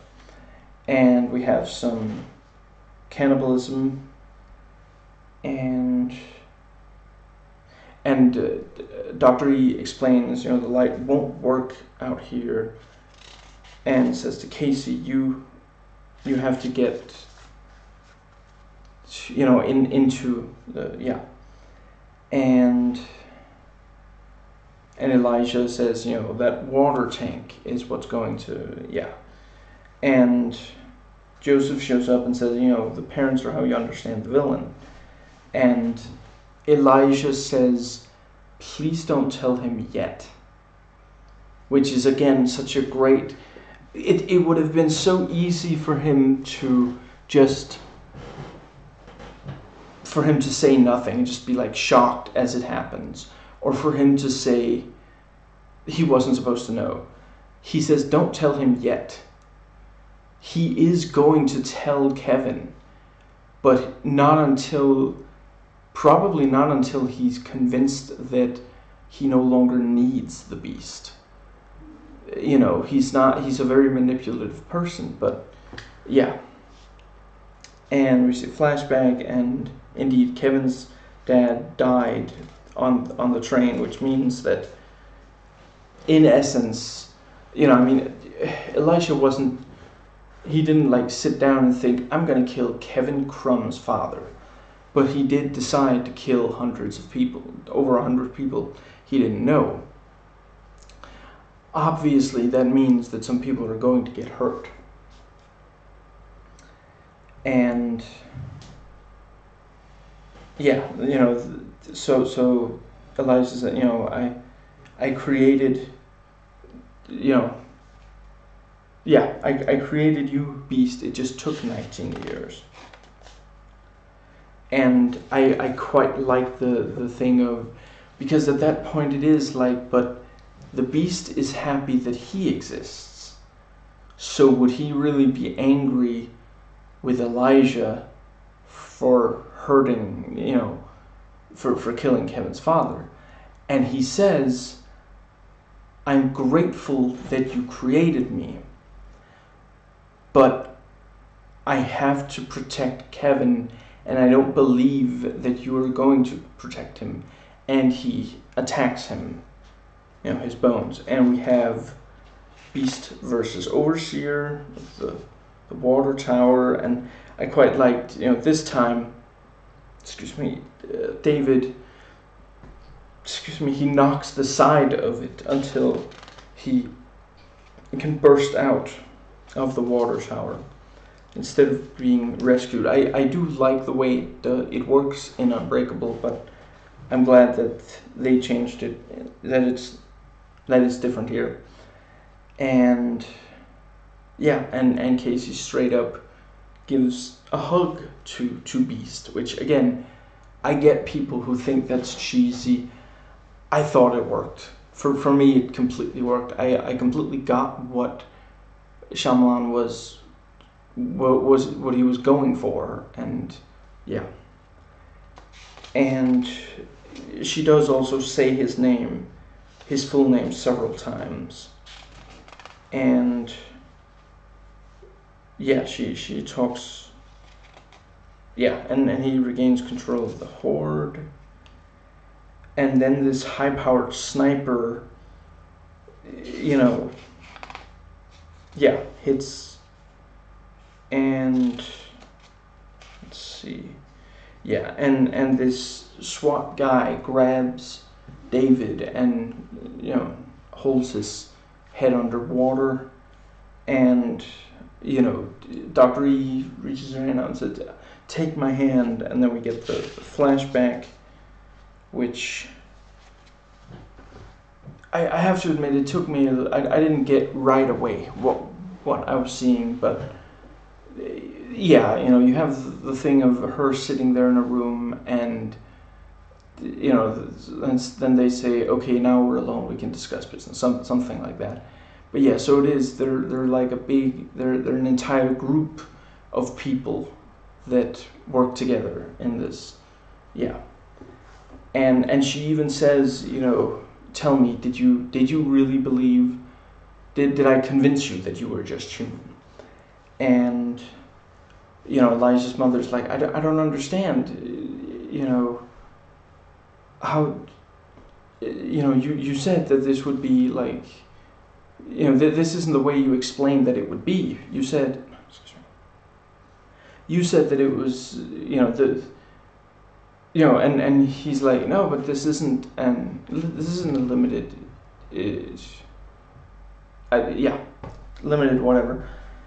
This was an origin story the whole time." And we see Kevin die from the bullet. That was something I wasn't entirely sure if. I get that was the fact that his skin was thicker. That was the thing that protected him from the shotgun shells. But the one second.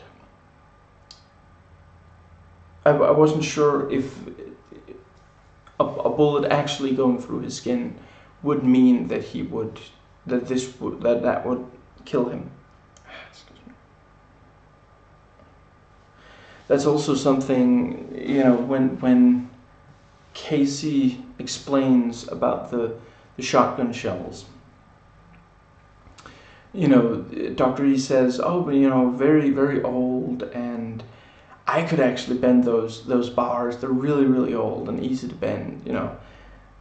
I have to say they did a good job of giving her an enormous amount of knowledge, but not tipping their hand, or I didn't see it coming, at least, that there was something more going on. It seemed like she was just really dedicated to finding out if there really were superhumans. That is something I will say, the trailers kind of left a feeling of she wants to be convinced, but in the movie, it's not really that. It's just that, she doesn't believe. She feels that it can all be explained. And, you know, Dennis talks about how, you know, blood on the pants, we gotta deal with that. That's the problem. And let's see.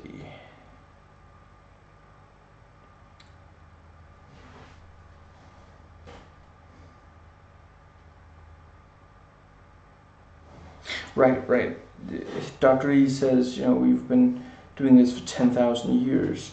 We're trying to stop all superhumans. Not only the ones on one side, excuse me."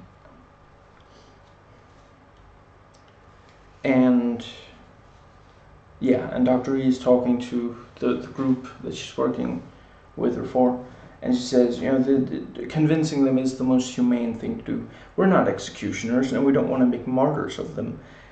But if we do fail, you can use the machine, which is, yeah. So they do have some kind of bigger way to deal with it. And, you know, it's like, you deleted all the recorded footage, right? And it's like, "Oh, I don't understand how this could happen." It was downloaded, you know, they download the feed directly to a private site. And then, you know, then Dr. E realizes, you know, it wasn't a mistake. It was intentional to go through the basement. to be seen by as many cameras as possible. And that is also something, when she said they're making a mistake here, I immediately thought, it doesn't sound, I don't think that Mr. Glass would make a mistake. Excuse me. But it wasn't like a nagging feeling until then the reveal that it really wasn't a mistake. It was just, I was like, that sounds unusual, but I didn't guess the twist. But yeah, she said, they were never going to go to the tower. This was always a suicide mission. Because when she thought that they were going to go to the tower, then she saw it as, we have to prevent them from leaving. That's the big thing here, because at the tower, there are a lot of people that could get badly hurt, even killed. So we have to keep them here, or kill them here, no matter what that entails. So she didn't think about how they were in front of, dozens of cameras. Maybe that's an option. They were in front of cameras doing all this superhuman stuff. If she didn't believe that it was about the tower, she might have thought to take more care to not do all this stuff on camera. I have to admit, I found the twist really mind-blowing, of the twists.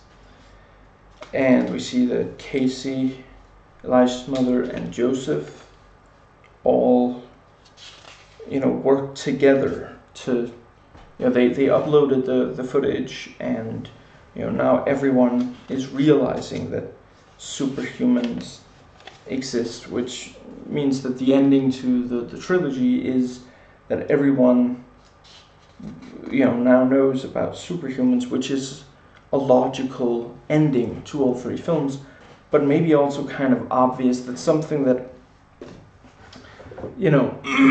excuse me. There we go. Still got some back issues. One second. That's kind of, it's maybe a little bit too obvious. Yeah, because at the end of the day, that is something that you would expect. From the end of the first one, almost. Yeah. By the time you've watched the entire first movie, having an ending to one of these movies where everyone finds out that superhumans exist, that's not a surprising ending. There are twists, and I think the twists work, but the overall, it's a logical endpoint, but it's also too obvious of one. It's I didn't see a twist that I thought really worked was the thing about how there's this entire group that keeps superhumans secret. I thought that really worked. But then the fact that it goes beyond that, at the same time, I do really appreciate that Glass won yet again, and that he outsmarted this huge group of people. But yeah, I think at least one point in this movie, they say, if there really are superhumans, why would there only be 3 of them? Why aren't there way, way more?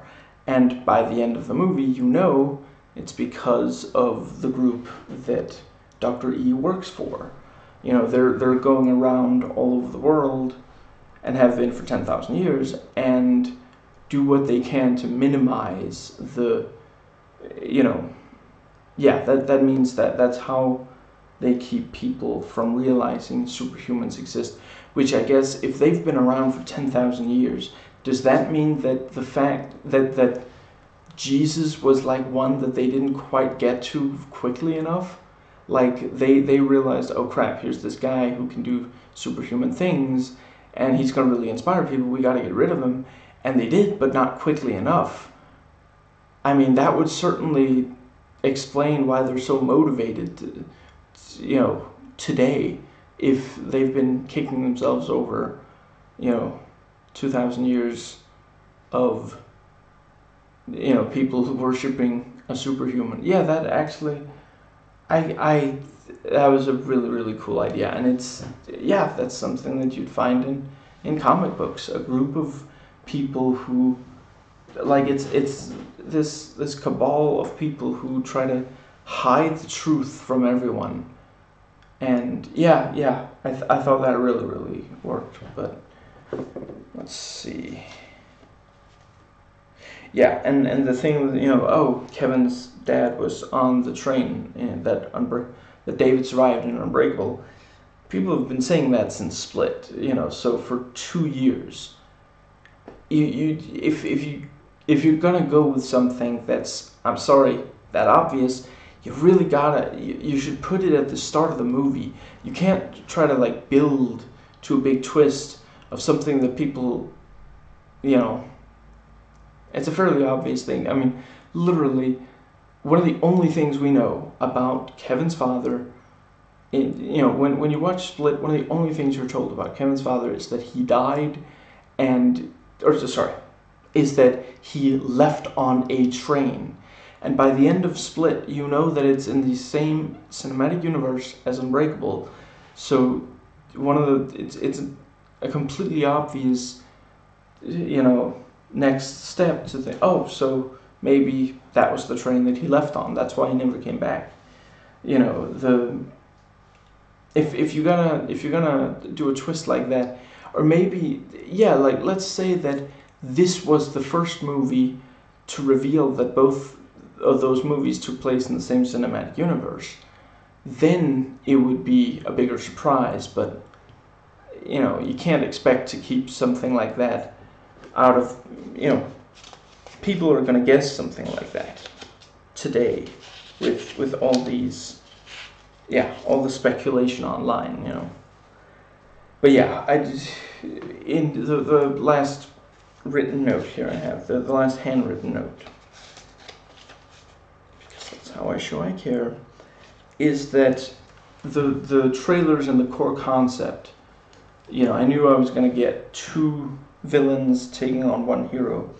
I did not expect that then there would be this third side of this organization that are trying to keep them all hidden. That was a great I did not at all see that coming. But when I think back, everything about Dr. E makes more sense.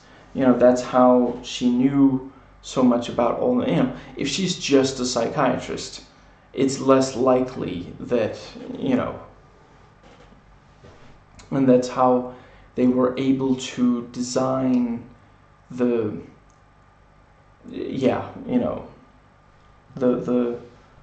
maybe the water spraying things in Dunn's room are not that complicated, but the what's it, hypnosis lights or something, I don't know if that's a thing, but I can accept if that's something the movie made up that makes no logical sense in the real world, I can accept that. I really like that element. Now, that brings us to notes taken before watching.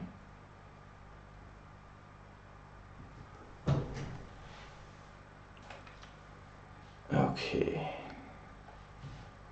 This is taking a while, and my eyes are on fire. So I'm gonna see if maybe not take too much longer to get through.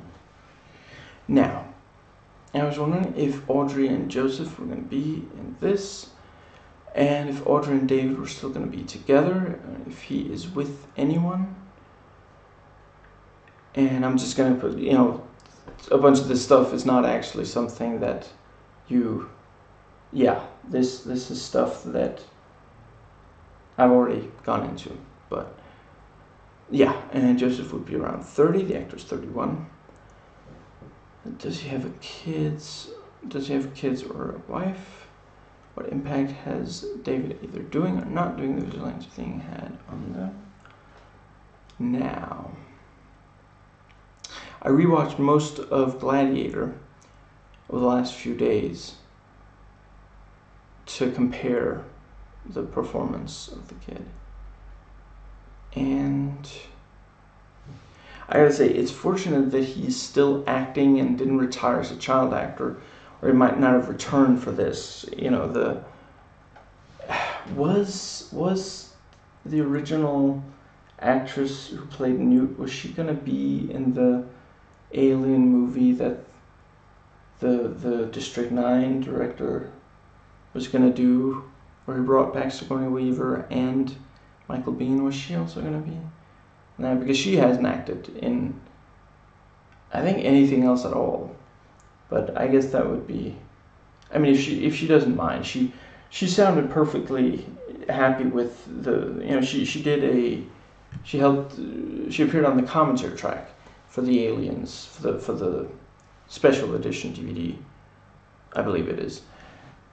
And there she seemed quite happy to, some people really can't stand the thing that they acted in. But, yeah.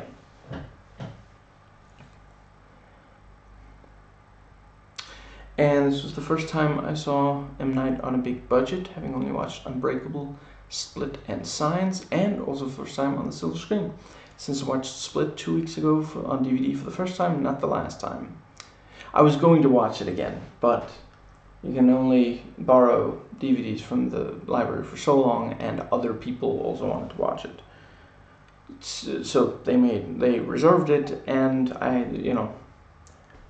haven't gotten it. It hasn't been returned to the library for me to pick it up from the library in time. But something I realized about Split between the first viewing and recording this video. At the end of the movie, when Casey's told her guardians that to pick her up, she hesitates. We don't see her go to him. At the start of the movie, she claims that the car broke down, but she'll just take the bus. It's one of the first things we see of her, and one of the first things we see in the movie.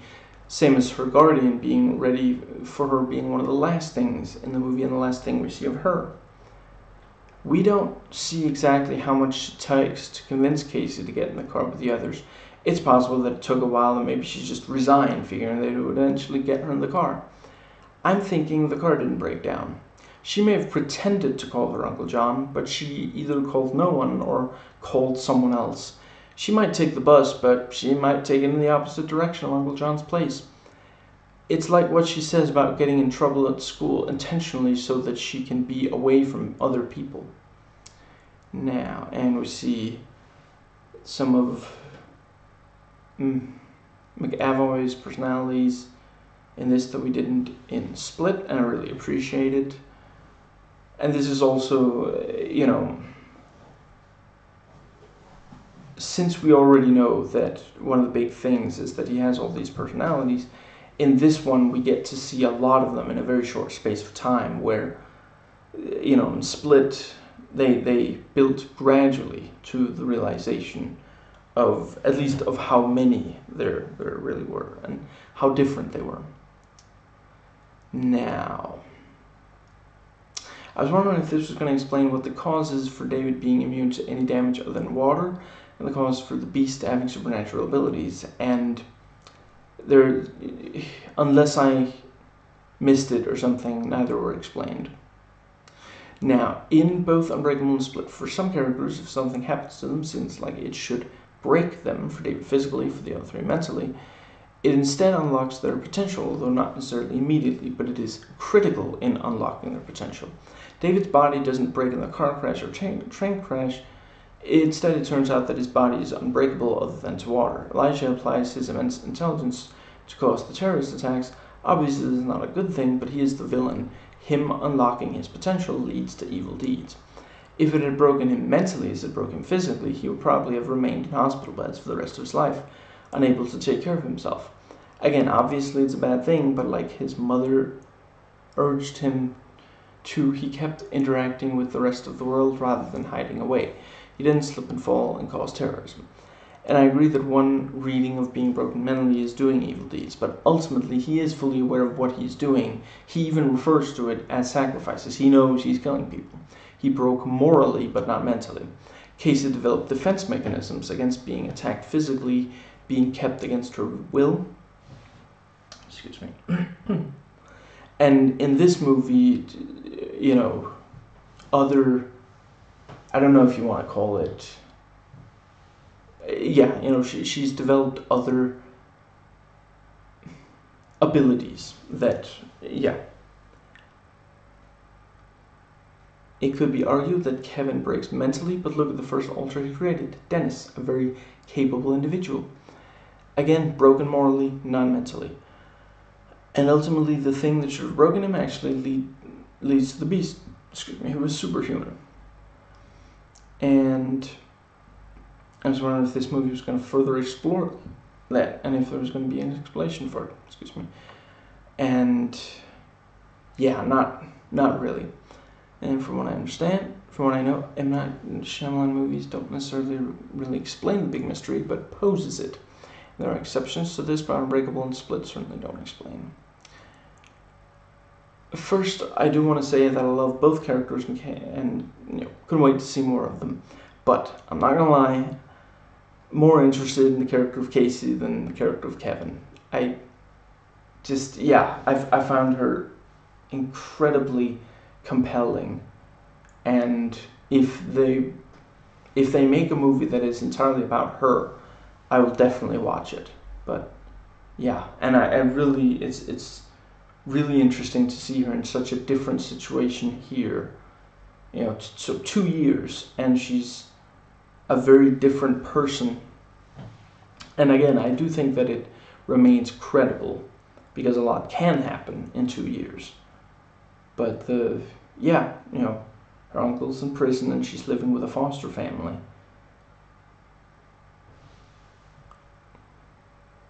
And actually, when you see her in high school just walking down the hall, she doesn't look as lonely as she does at the birthday party at the start of Split. And what is the situation between Casey and her uncle is the same as at the start of Split. I specified the start of Split because we don't have any clue what happens right after Split ends. I mean the conclusion of the movie, not talking about the hair issue. Certainly it's possible that she takes action after a new traumatic experience. Has something happened, and if so, what? And again, went into that already.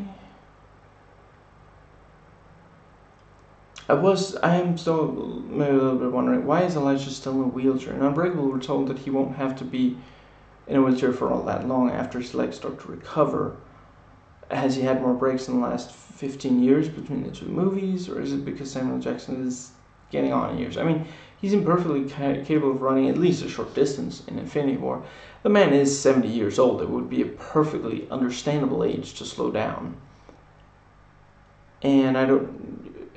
Let's see. Yeah, before I go further into that, I mean, he says he had 94 breaks in his life. In Unbreakable, he said he had 50.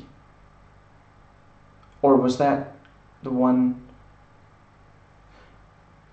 Or was that the when he fell down? That was 50. Yeah. Anyway. I don't know how much he's going to be physically active in Captain Marvel, and there's some chance that for that, and I guess for Infinity War, and possibly this, they put his face on someone doubling for his body. Probably not in this, since he's not that physically active. Bruce Willis is 63, and it wouldn't make a lot of sense for his character of physically demanding, since before I understand, he still is physically active in movies. Now... And in Split, we learned that McAvoy can be snapped out of his alters by calling his real name. Does that make for an anticlimax in this? In Split, it only works once, it only worked briefly, so it's not an anticlimax there. And no, I wouldn't say it. I thought that it worked. And I was wondering if it was going to be awkwardly prevented, so they want the climax to end. And yes, if David is almost drowning, can't say any name at all. And let's see. Yeah, and in Split, the protagonist via the abridged script notes at the end. So I've had the key to my escape all along, and nothing I've done all movie has mattered. I don't defeat McAvoy or save either of the other two goals. How empowering. So like some other of M. Night's work, the protagonist doesn't actively stop the danger, and I noted I doubt that will be the case here, and yeah, indeed.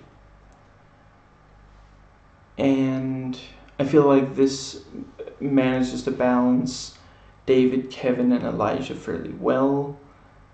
And does someone feel like they're in too much or too little of the film? I don't, not offhand, no. And I felt like they did really great on the three, you know, Casey, Elijah's mother, and Joseph. Now, let's see. And I was wondering, why is David being held in an institution rather than just asked to see the therapist? Hosing down on him certainly seems like it's forced.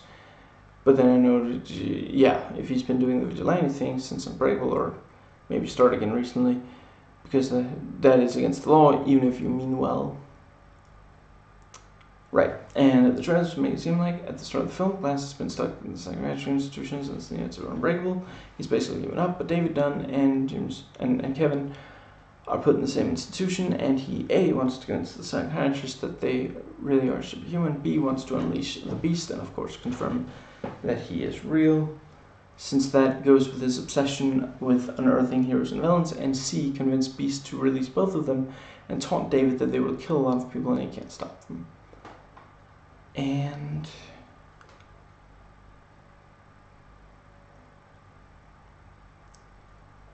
let's see. And James McAvoy really bulked up when we first see the Beast. He really is huge. And yeah, and you know, in the trailer, Glass says, "I've been waiting for the world to realize we exist." And we see clips of reaction shots. I was wondering if that was going to be a theme in the movie, how the world reacts to superheroes. Man of Steel tried to do this, but botched it. I mean, ultimately, it's only at the very, very ending, and yeah, I don't get the feeling that M. Night is going to make more movies about these characters. Ultimately, he's not. Yeah, it's probably one of those things where he thinks it's interesting to suggest to people that something like this might happen, but not to say what would happen in response. And I can understand that, and I respect that. Again, it's not, you know, I didn't feel like the movie, the trailers told me that from the beginning of the movie everyone was going to know. That would have been frustrating and disappointing.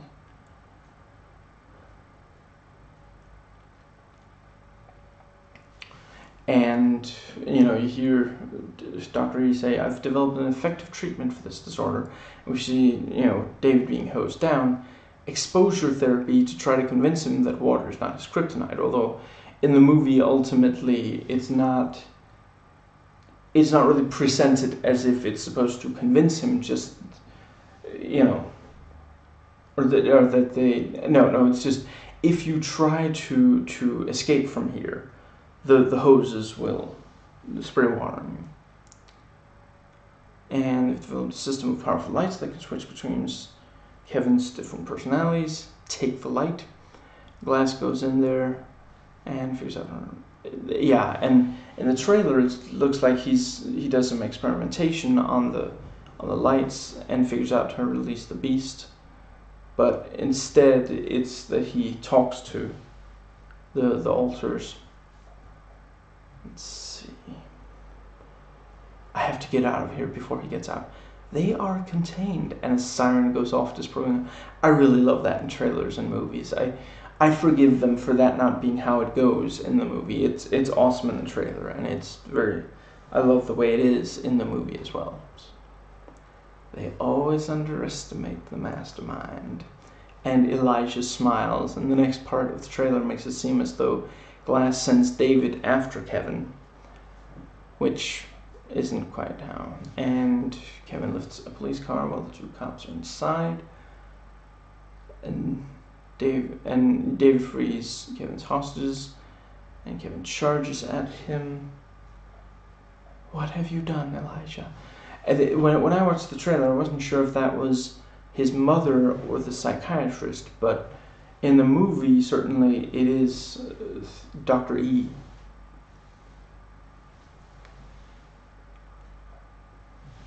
Now, Oh, and I should say I didn't stay after the end credits. I don't really figure that he put anything there. Now, yeah, Glass Turner 3, the psychiatrist does want to believe in real-life superheroes, and she asks them to convince her. And we see the Beast fighting SWAT guys, having defeated some. And one of the trailers has Joseph, Casey, and Elijah's mother right next to each other. Excuse me. On the steps of a building, so the three of them try to work together using what they know about David, Kevin, and Elijah. These trailers make it look like it is of a much bigger scope and a faster pace, more action-driven movie than Unbreakable. Of course, a lot of his films are marketed as different than the film, it seems. Excuse me. Some, not all, of the action in M. Night's Avatar adaptation is done in long tracking shots. The nostalgic critic says slows the pace because the actors are waiting for the camera to get into the right position. Has he done action well? Unbreakable doesn't have a lot, but it's done well. It feels like a comic book. Is it, or is it still fairly typically Shyamalan style? I mean, the action in this, there's definitely some that's very Unbreakable, very comic book. When Glass is rolling and he's in the foreground of the shot, and then up in the background you have the Beast fighting these guards. That was very much like what you'd see in a comic book. And yeah, I thought he handled the action really, really well. There are definitely some things about this movie that could have been better, but I don't really think that the action is one of them. I never felt like the action was slow or awkward or, yeah. Now, let's see. Now, Shyamalan, most of his work is in the genres of thriller, horror, mystery, also fantasy and sci-fi, but those don't necessarily go against action-driven like horror, but can go along with, yeah. I guess thriller could work for superhero battle, and I don't know, a month ago, I haven't checked since, IMDb listed this as a drama, mystery, sci-fi. Oh, sorry, 29th of December last year, yeah. And yeah, this is where I pondered if the cameo characters by M. Night in these three films are triplets. Usually his films are standalone. I'm not sure he's realized this, but yeah, he did. This, like other Hollywood movies, has a native view of psychiatric treatments, doctors, and facilities. Nightmare on Elm Street 3 and 7, possibly others in that series, I can't say with certainty. Sucker Punch, Shutter Island, Changeling, House on Haunted Hill, 1999, Terminator 2, arguably Friday the 13th, A New Beginning, are others. They're shown as one or more of the following: harmful, not cautious enough, not believing their patients, or even really listening to them at all, forcing treatments on them that make things worse, and then not accepting that they're the ones making things worse, etc. I'm not saying that they are all correct, and certainly stories set in the past and or based on real stories, when we know for a fact a lot of treatments did make things worse. You can argue that some of the people had good intentions or couldn't have known better, but today we do. However, these films end up painting the picture that nearly everyone working in these places do harm, not good, which can scare people who need help so much they might not try to get it, and that's really unfortunate. Hollywood needs to see a psychiatrist to work out these issues. Seriously, it's genuinely like, yeah. I mean, the level of hysteria that you sometimes see in these movies when it comes to psychiatric treatment, psychiatric doctors, psychiatric institutions. I mean, it's almost like they think that, like, it's being treated with the same sense of seriousness of the killings themselves, you know. In most of the movies I've listed, there are killings, you know. So yeah, it's and I get that a lot of people are just, uncomfortable with it, but I mean, there are things that people are uncomfortable with that movies do still depict in a more fair way. Now, Now, the cinematography of Unbreakable makes perfect sense for such a comic book inspired film. It would make perfect sense if that was the first time he used unusual cinematography and then just kind of kept at it. But as far as I know, The Sixth Sense also had some unusual cinematography. Yes, I still have not watched that movie. Maybe I will at some point, but come on. Ultimately, what's the point? It's a movie that's built around its twist, and I already know the twist. So it's not something that particularly it's a ghost story. Whoop-de-doo. I'm sure it's a very well filmed ghost story, and some of the actors, I'm told, do excellent work, but you gotta give me more than that if you want me to watch a movie that just, yeah, I haven't cared about ghost stories for a really long time, unless they have something special. Now, let's see. Right, and there's this Glass featurette that came out a week ago where the actress is of Ellie Stable. She's a woman of great compassion and believes that her way of thinking is an answer to some of the world's problems. Which led me to note, I do hope that this movie doesn't get bogged down in tedious scenes of characters not accepting what the audience already knows to be true. And ultimately, I don't think the movie spent too long with them just, unable to. I think enough happened while they were in the hospital. So anyway, that was she put that very well, because that doesn't give away that the character isn't. She doesn't say this is a character who believes that she definitely couldn't. She's certain that superhumans don't exist, because that wouldn't technically be true. That would go against the twist. But the way she phrased it in the featurette, yeah, technically every word there is true, absolutely. Now, let's see. Yeah, and M. Night Shyamalan explains that delusions of grandeur have grown as the world has become more obsessed with comic books, which I guess you could argue has increased since 2000 when the first movie came out.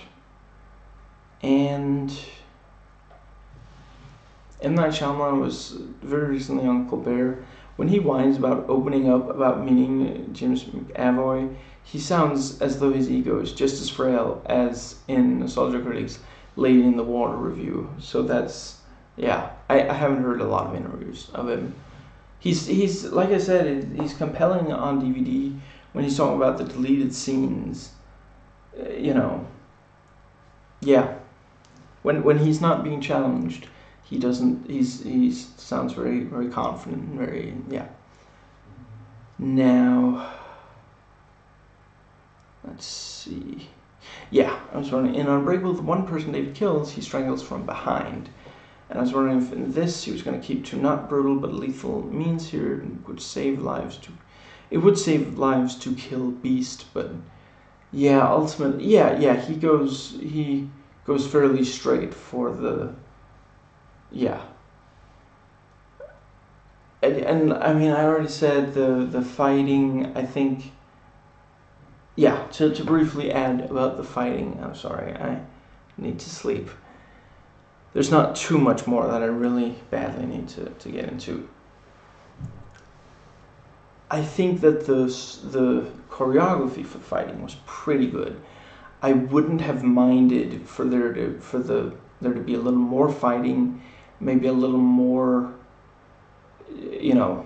If there had been a little more fighting, the choreography could have also gone further. I don't think they did a bad job, but I do think it would have been cool to see even more. But I mean, ultimately, that was never what this movie was going to be, so yeah. Now, I was wondering if this was going to leave it open for more films. If not, satisfying conclusion, regardless, satisfying ending. And yeah, I don't think that there are going to be more movies, although, I mean, technically it's possible. I don't know how Shyamalan feels about, I mean, this is Blumhouse, right? Blumhouse is pretty happy to build long-running series, aren't they? I don't know a lot about them, but I feel like I've heard that if you can keep the series going, they're not the ones behind Saw, right? That's like Lionsgate or something. I forget. Paranormal Activity, maybe? Conjuring? I don't know. Anyway, I mean, if they put them, if you make more, I will watch them and I'll do videos on them. Which again, I realize that's not something that they're like, having sleepless nights over, not knowing the answer to. But I'm just saying, I want to see it if you do make more. But I think it's a good place to stop, though. But I mean, I will say if they do make, one major thing would of course be that you wouldn't have the 3 stars. I mean, arguably Casey has genuine superhuman ability, so she could be, but I don't. That's basically, yeah. If there were other superhuman characters, they would be completely new ones. So yeah.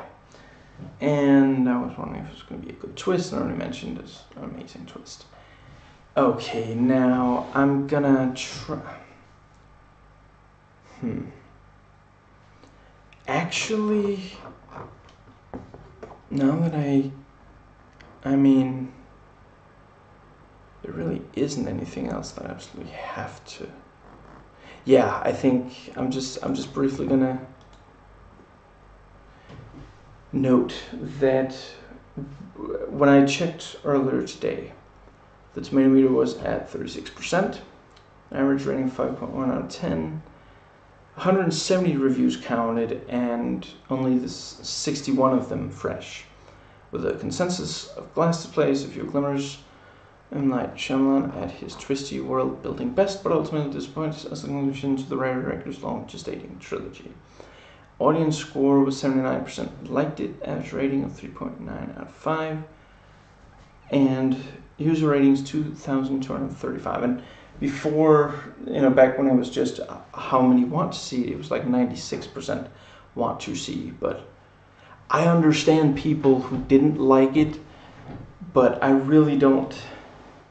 See, that's, the thing with Rotten Tomatoes is it's an on-off. It's completely binary. It's does recommend, does not recommend. I don't necessarily get the sense. Some of the reviews. I read all of them. I read all 170 of them, and all the Metacritic ones. Certainly, there are ones that hate the movie, that think it's awful. Someone on Metacritic, the Metacritic always has like a rating out of 100 for critics. For users, it's out of 10. 0 to 10. But for critics, it's 0 to 100. There was someone who gave it a 0 out of 100. Obviously, that guy is like, don't watch this movie. But a bunch of them, it doesn't really sound like they hate it. It's just ultimately they can't quite recommend it. And some of them don't like it and don't recommend it, but they don't go quite that far. But ultimately the tomato meter is just based on that 109 said no and only 61 said yes. So, but I think it depends on the people who. Some people will really get into it and some won't, and some will feel like he really did right by fans, some won't feel that way. I feel like a lot of it does work, and I mean, I'm gonna try to make this the closing. When I first heard that they were making a movie that combined Unbreakable and Split, the characters from those, what did I want? I wanted to see Elijah do some kind of have a plan and work something out, and I wanted to see David Dunn, using physical force against people who hurt others. I wanted to see the Beast and alters, other alters, and I wanted to see the Beast fight David. I wanted to see I wanted to see the all three superhumans getting into a situation that the hospital didn't plan for, didn't expect to happen. I wanted to see David and the Beast fighting like SWAT and such. And I want there to be a big twist at the end. I wanted to see Elijah get revenge on some of the people who abused him while he was incapable of fighting back, like the orderly.